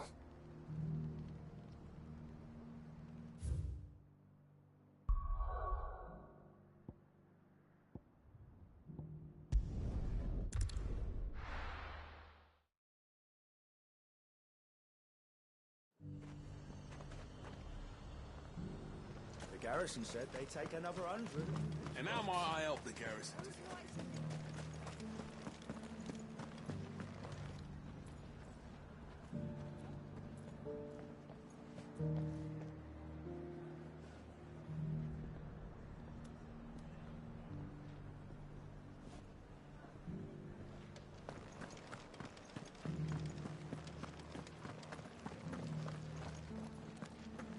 Looks like you've got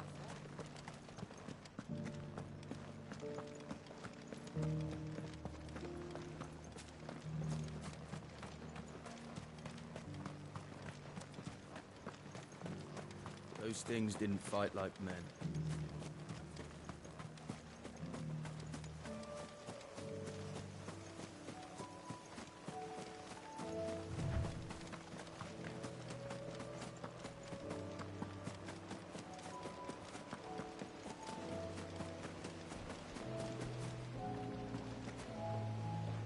Ah, there you are.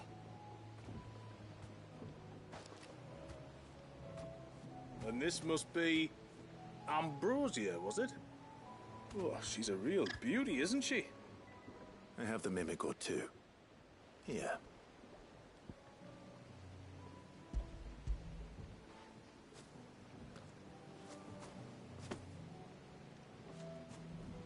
Thank you kindly. Soon as she's gobbled this up, we'll set sail. We're going to take a little trip across the bay now, Ambrosia. Don't worry. You'll be all right.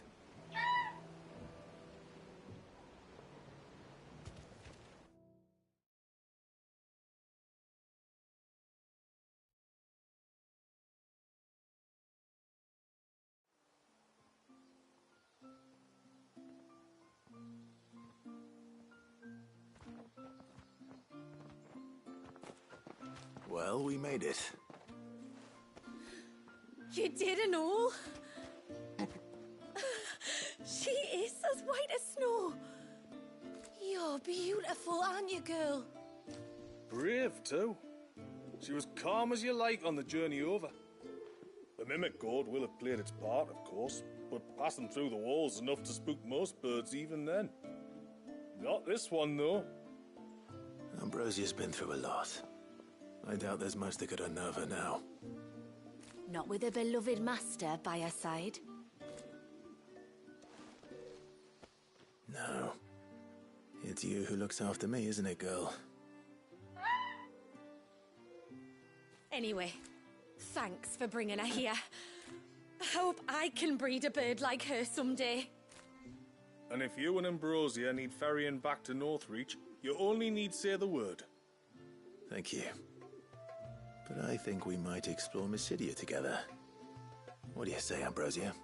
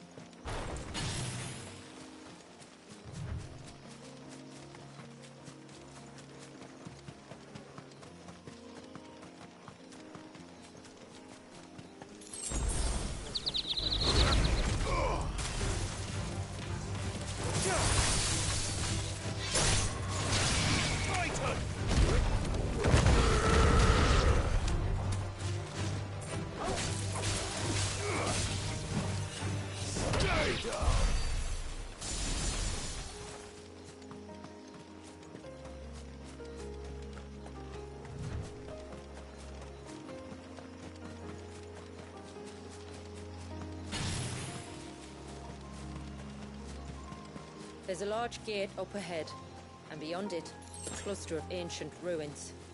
The temple, or the Heir of Hours as my people call it, can only be reached by passing through them.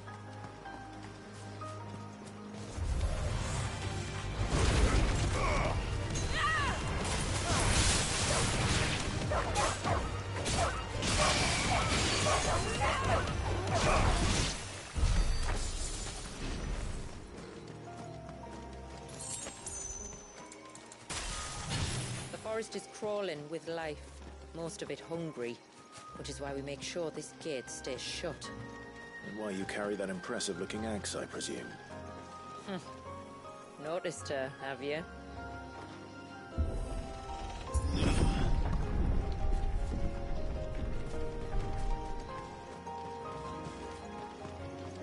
The temple is up there. Don't worry. Those cliffs aren't the only way to the top.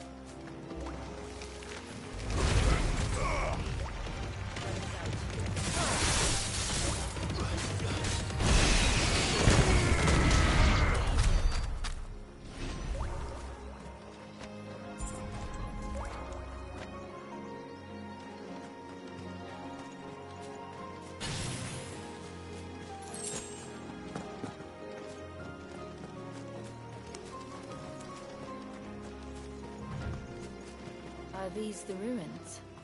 Yes. As far as we can tell, they're part of the same complex as the temple itself. To think of all the people who must once have lived here.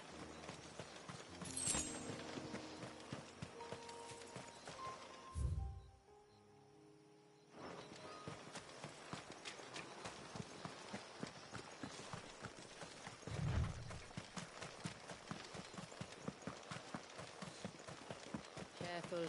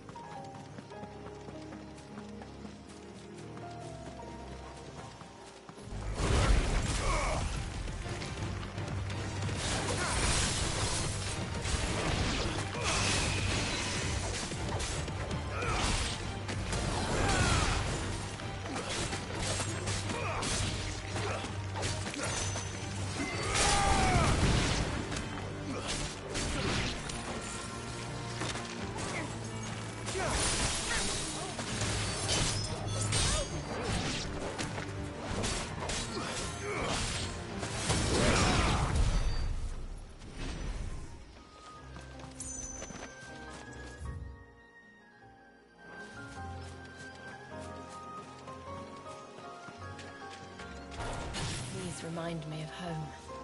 You're from the north, then? Yes. And no. I see.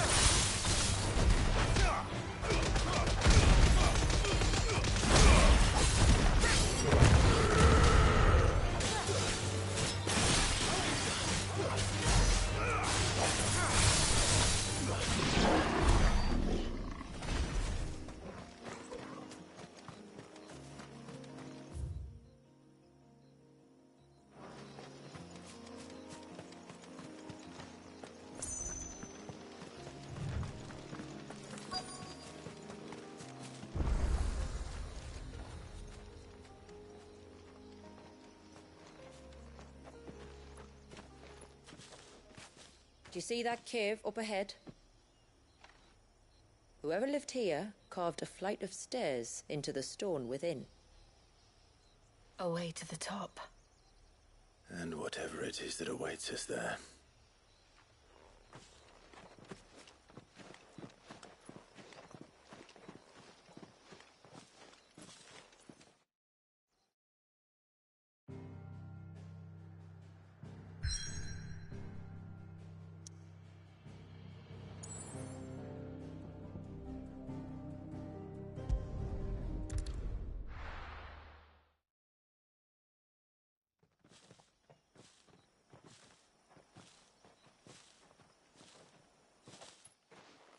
There.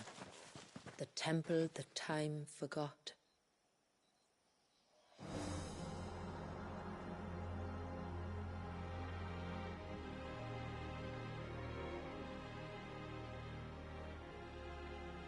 And the Varys inside? Yes. You can see the spell's path from the nave.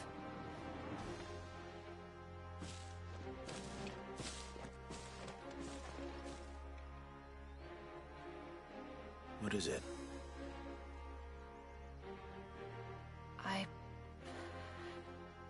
I don't know.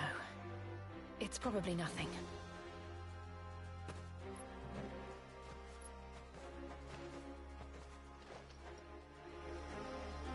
Forgive me, but why build the Vare here? The spell was originally meant to be cast on Drake's Eye, and this was the only place with an unbroken line of sight.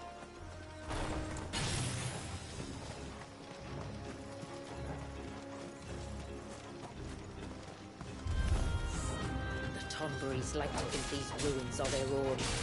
They look none too pleased to see us.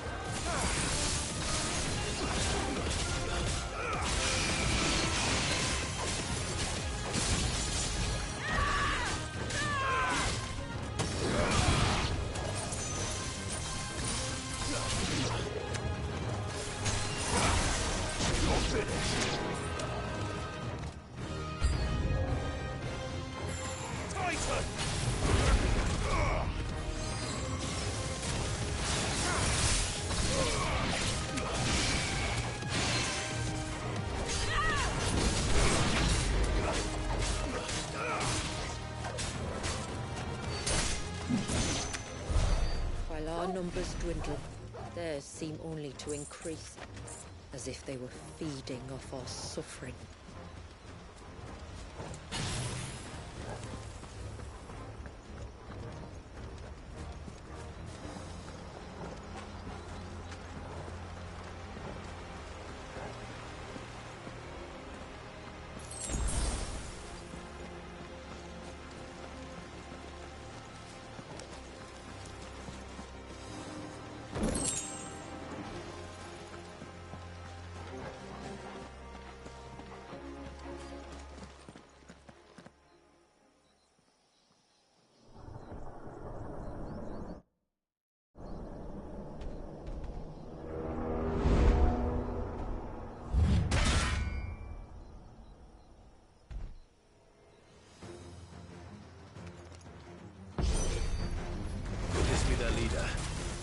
You're more than welcome to ask.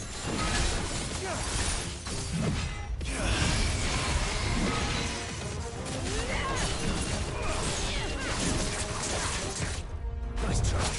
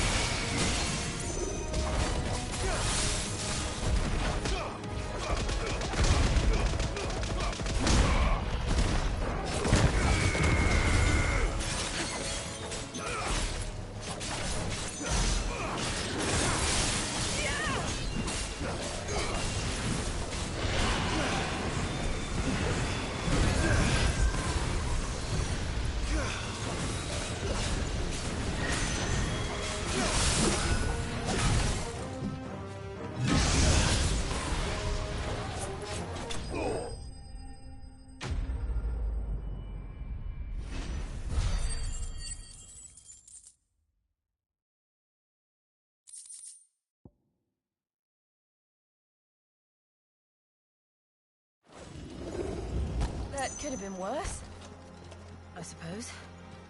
Aye, well, if the forest's taught me anything...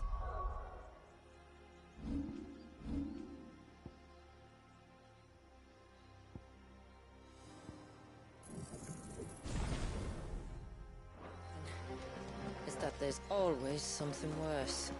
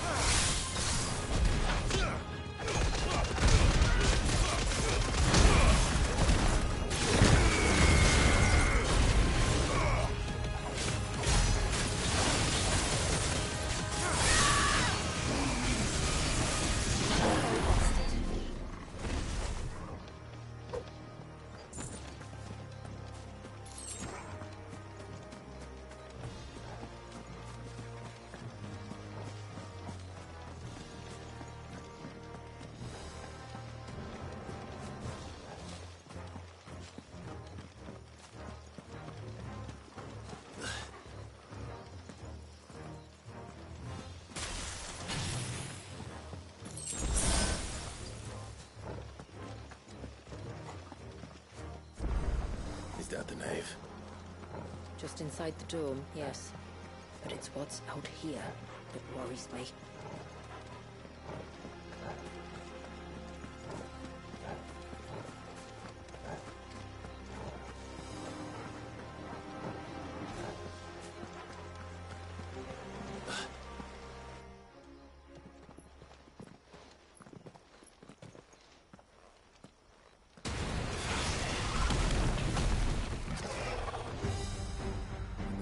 Thinking they'd all migrated south. The weaker ones did. The weaker ones? Did you hear that, Sid?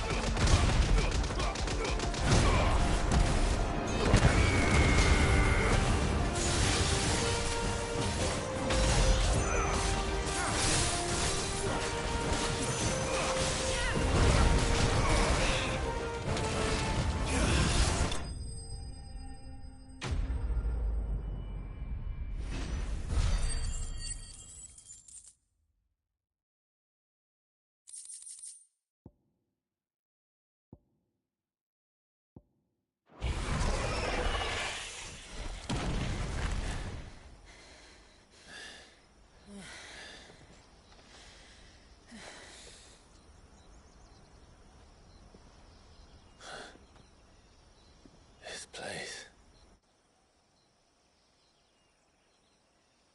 It's frozen. Just like the surge.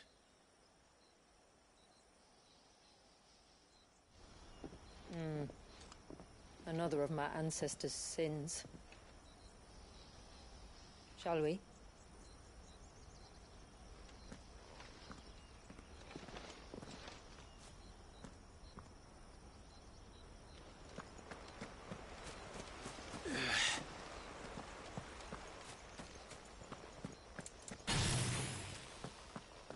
The blue veil shows the extent of the spell's reach.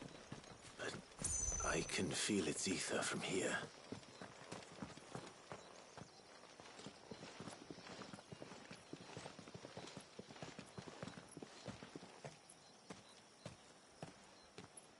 Shula, wait.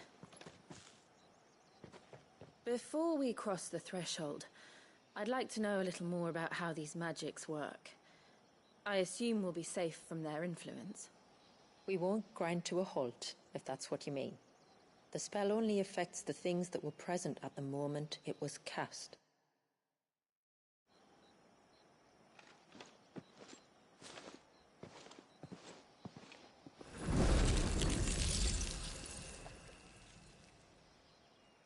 You see?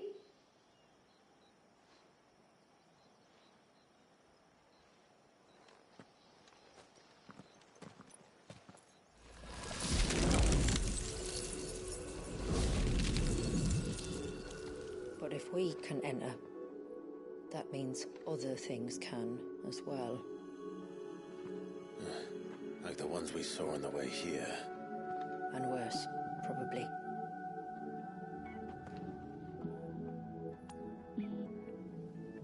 Is this Leviathan's doing? Well, it certainly wasn't ours. When he realized my ancestors were attempting to cast a spell from here, he made to destroy the temple. And almost did by the looks of it.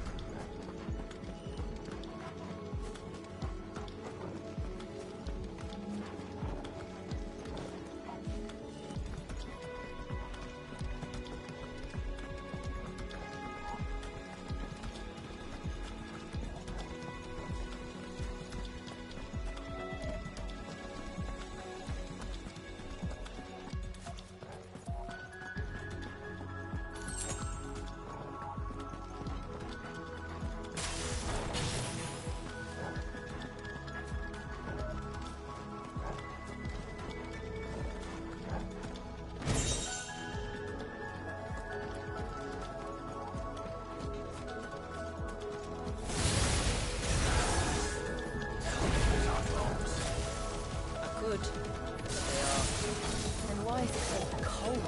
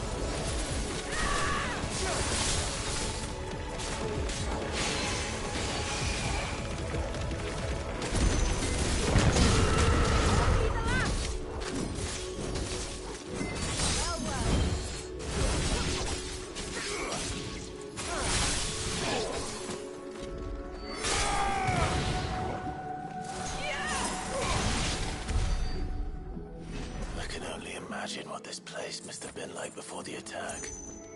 This would have been a hall of worship. There was something similar in my father's keep. The priests would deliver their sermons from the dais. Your father?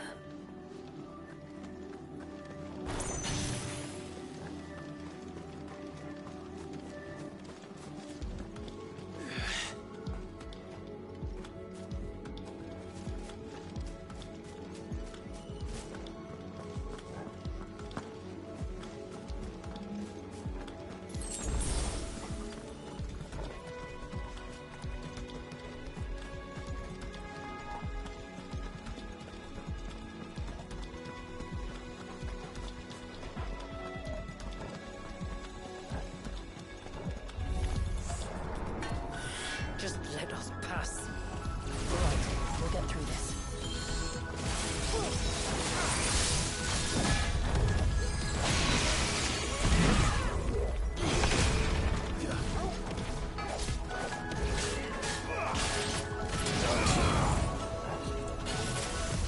Nice try. It's over.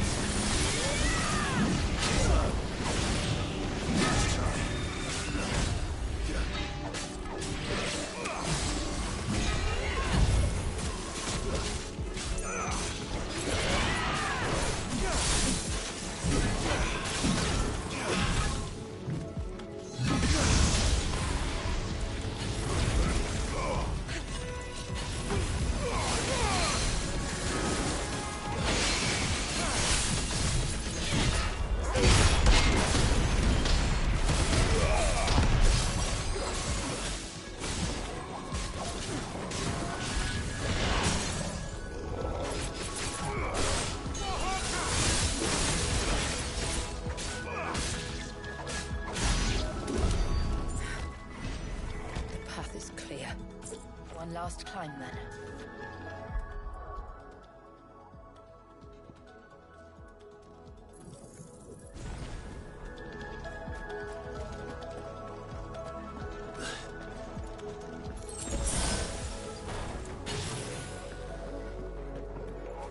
The fair.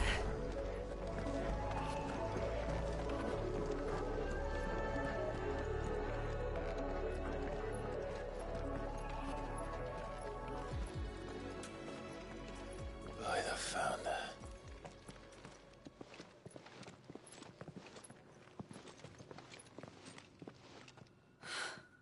It's just as I thought. Jill, does this ether not feel somehow? Familiar, yes. I sensed it the moment we arrived, though I wasn't sure until now. You can feel it too, can't you, Clive? She's calling us. You don't mean the witch? I do. Though she was more than that. Much more. She was a dominant. A dominant who once commanded the icon that now resides in both me and Clive. Of course. I don't know why I didn't see it. Who else would have the power to freeze time? None other than Shiva herself. But for her ether to endure after all these years, it's almost as if...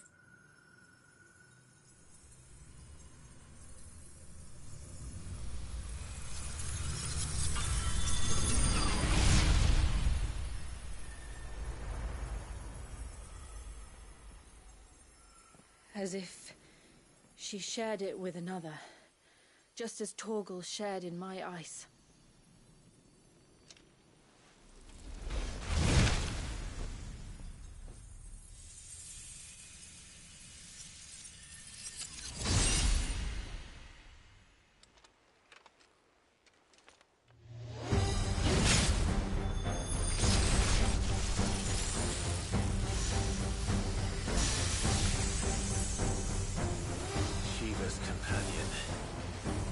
Something tells me he's not as friendly as us. My ancestors never warned us about this. It wasn't left here for them. I doubt they even knew it existed.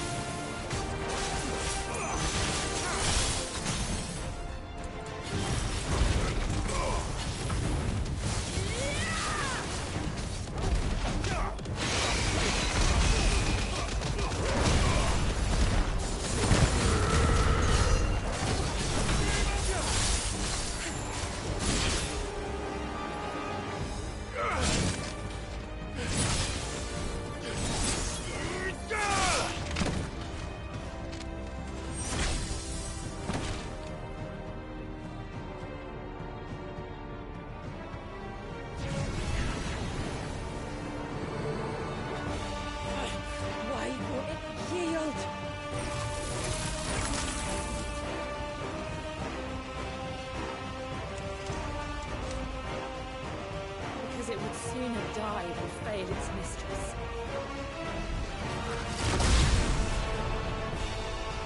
Then it leaves us no choice.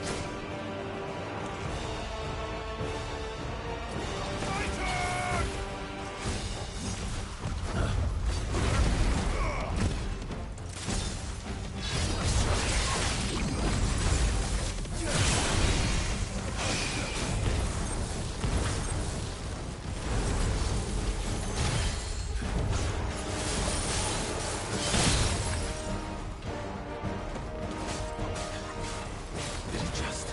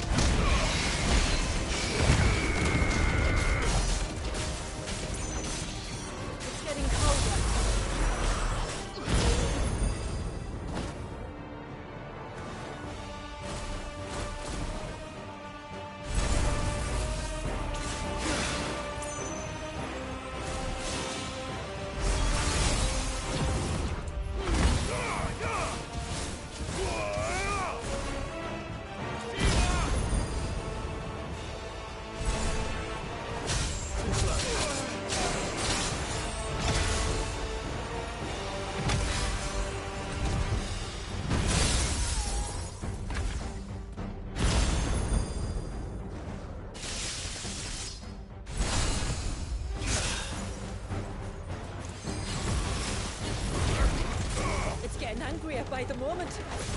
We better cut this short.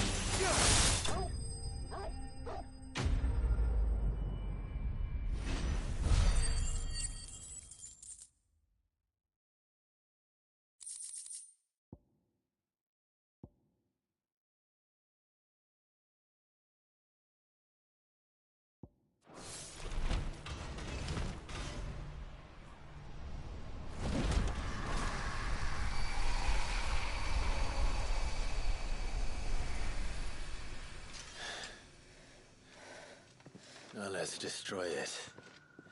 And put an end to this. Wait. The spell must be weakened, not undone. Isn't that what we came here for? Did you ever stop to wonder what might happen to the tidal surge if I unraveled the whole spell at once? I didn't think so. This is going to require a bit more finesse. From wind and light, water and earth, let the silent palm of mine ice.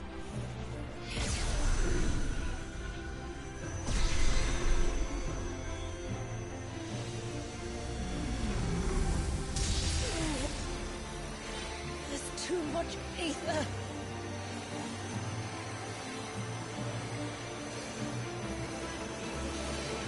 Here. Let me help. Let us help.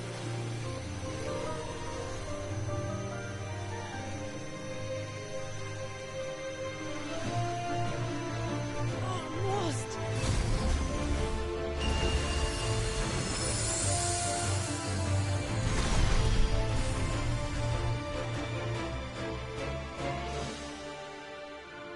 Did it work? I think so. The thread connecting this place to the child should be broken. Meaning Walyas should finally be...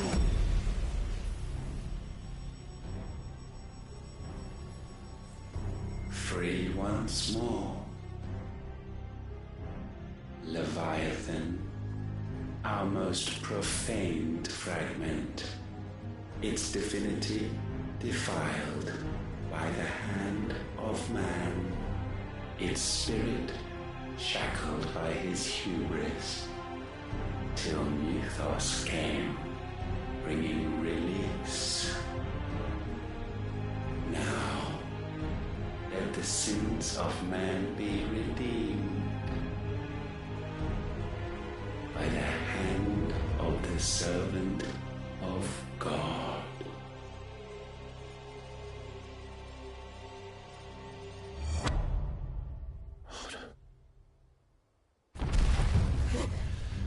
Damn it.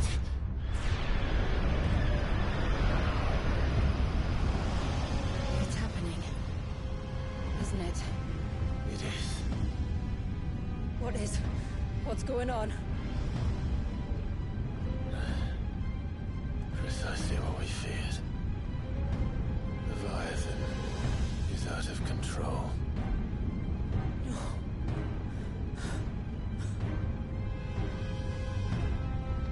Don't despair. This isn't over yet. You should head back to the village and get everyone to higher ground. As for the rest,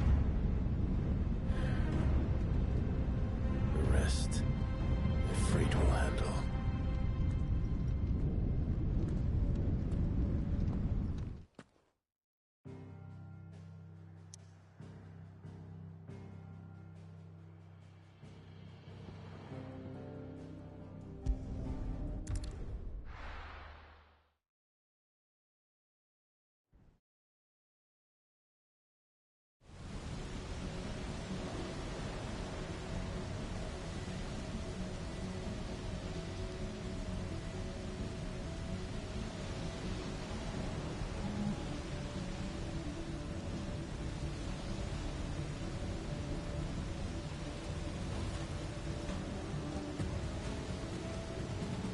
After 80 years of imprisonment, I'd be angry too.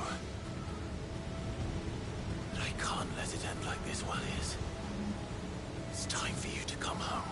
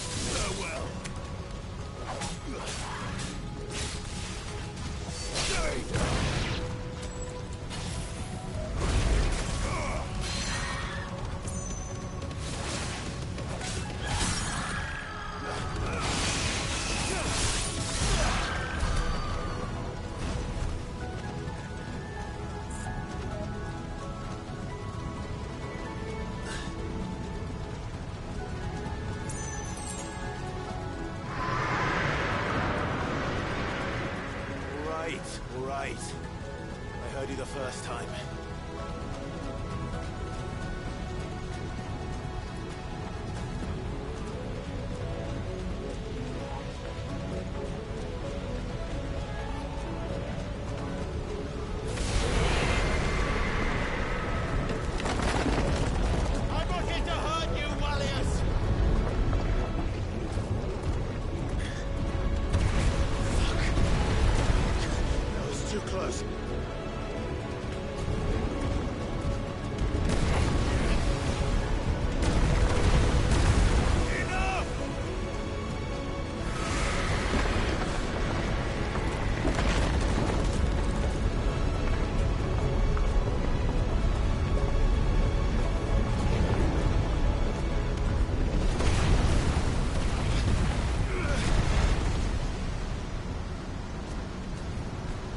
Come on then.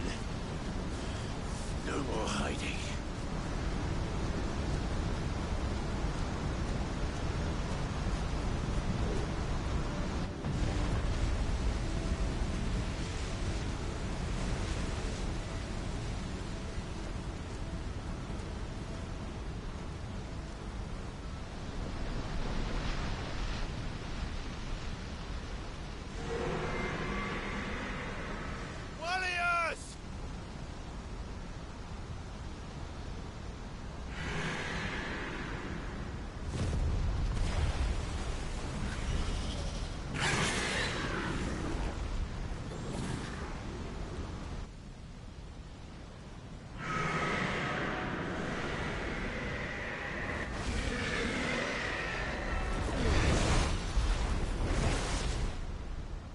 This isn't what I wanted! I only hope you can forgive me.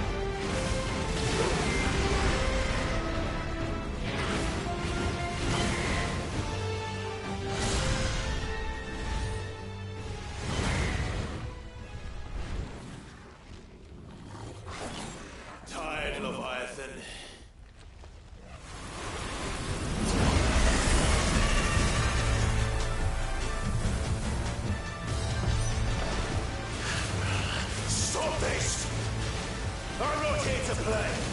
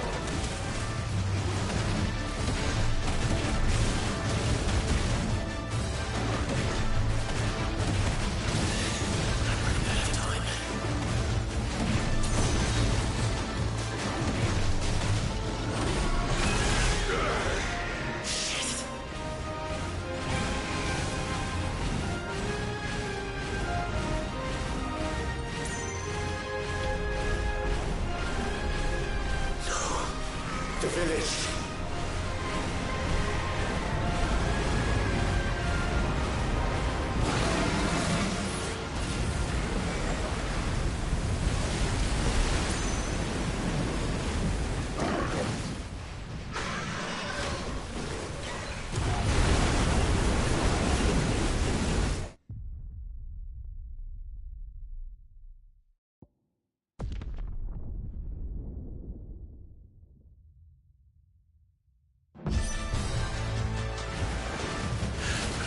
Stop this!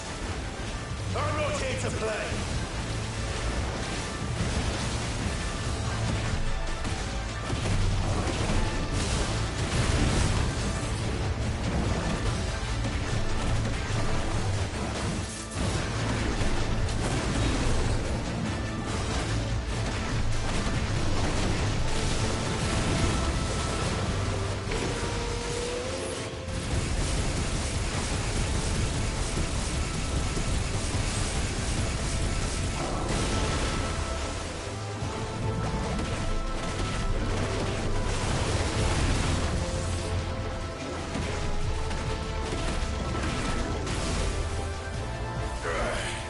I said, stop!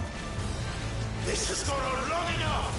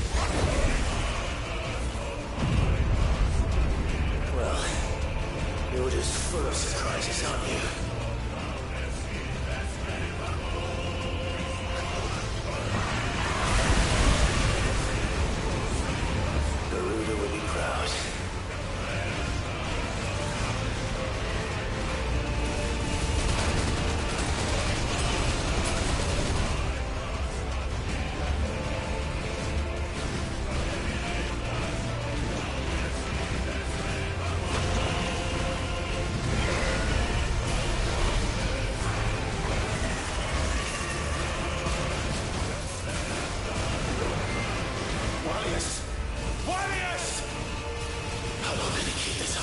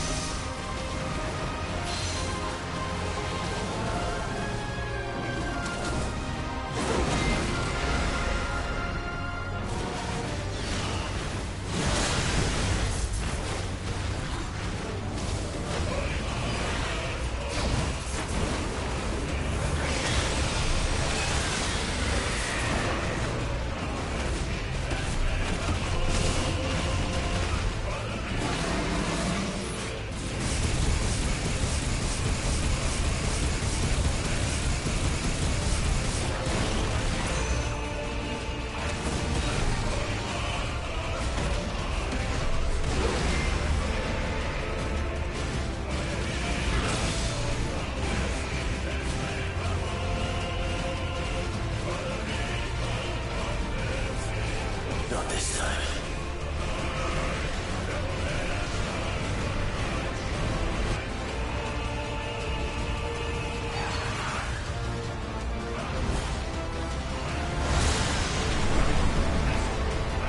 If that's what you want.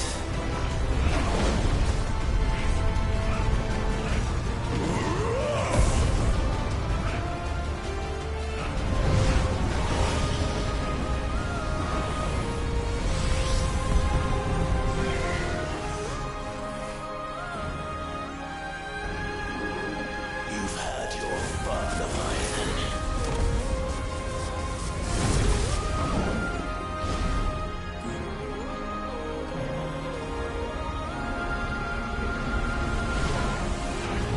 This time, you will have to flee!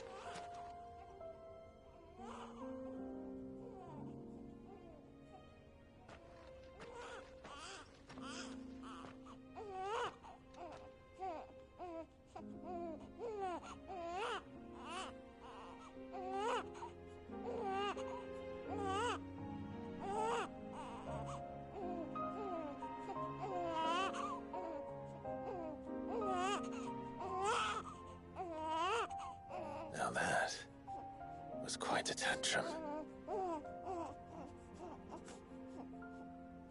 Clive! Where is he?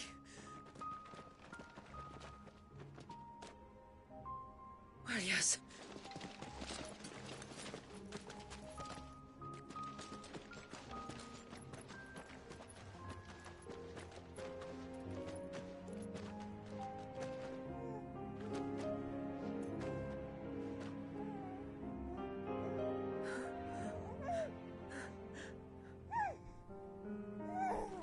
He's adorable.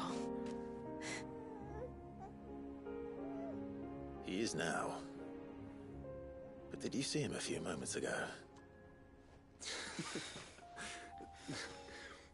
Clive, I don't know how to thank you.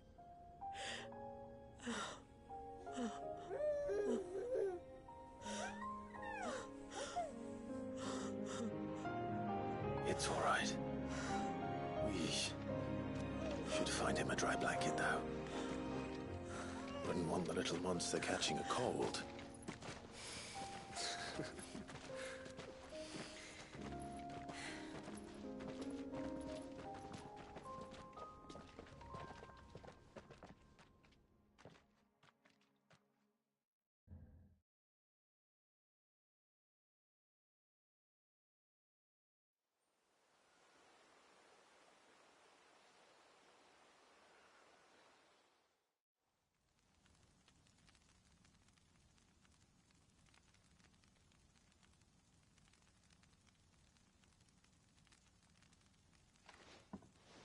There.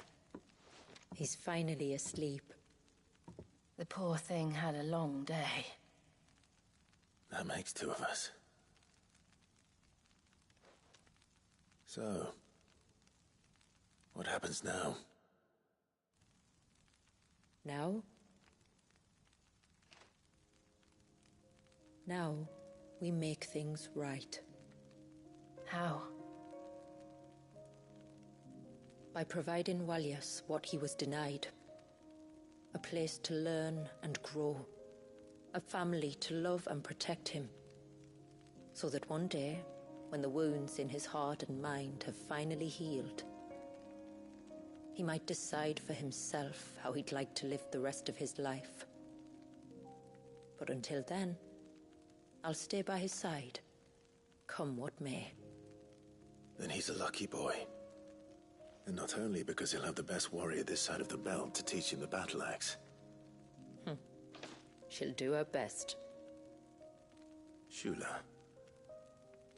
The beast that threatened your home is tamed. The empire that threatened your people toppled.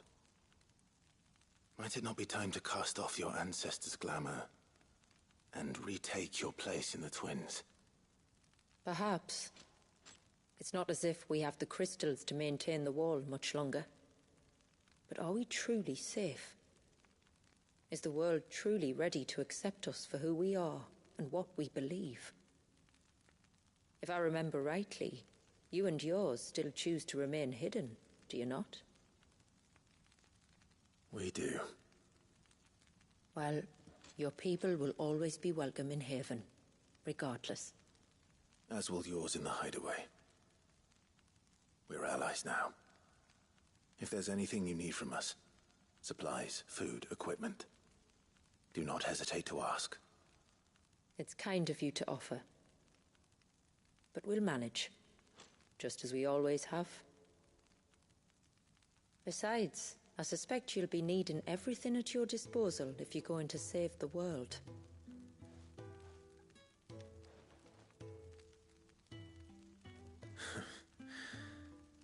I fear much of it is past saving. The best we can do is strive to turn what's left into a world where we can all live as equals. A noble endeavor. And there'll be a place in this world for us, will there? For Walyas. For everyone. I swear it. Then we shall be waiting. Until the tides bear you back to shore.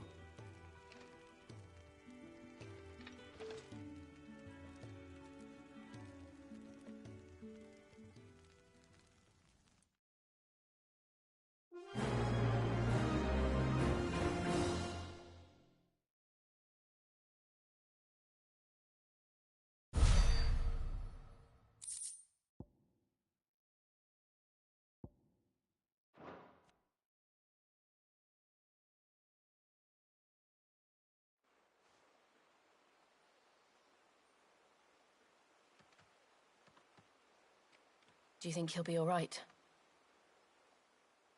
Well, yes. Only time will tell. But I can certainly think of worse places to spend one's childhood. The Moats of Water are a fine people, and they will take good care of him. Up by the Vare, Ultima spoke to me. He called Leviathan his most profaned fragment, and told me to redeem the sins that had laid him low. Is that so? The sins of Wallius's ancestors were grave indeed. To force him to prime at so tender an age. And to freeze him in time, that he might never know what it was to live. Yet I doubt either of those crimes was the source of Ultima's displeasure. It was that the Icon's power had been put to another purpose than the one he intended. To him, Leviathan must have seemed an aberration. Could that be why Ultima made no attempt to lead me to him? The fear that this profaned fragment might corrupt his vessel somehow. Perhaps. Or perhaps he simply deemed Leviathan surplus to requirements. Having concluded that his vessel might be made to serve his purposes without the full sum of his power. His purposes? There's no escaping them. Even here. Hidden away in Mysidia, the blessing of the crystals proved nothing but a prison. A prison into which Wallius was born, and from which freedom is hard won.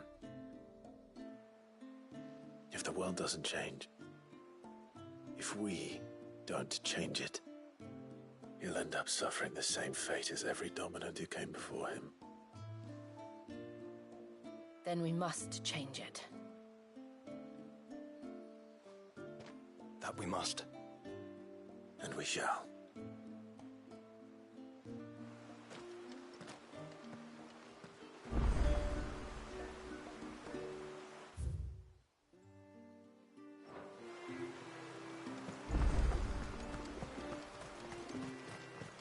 It is good to have him back.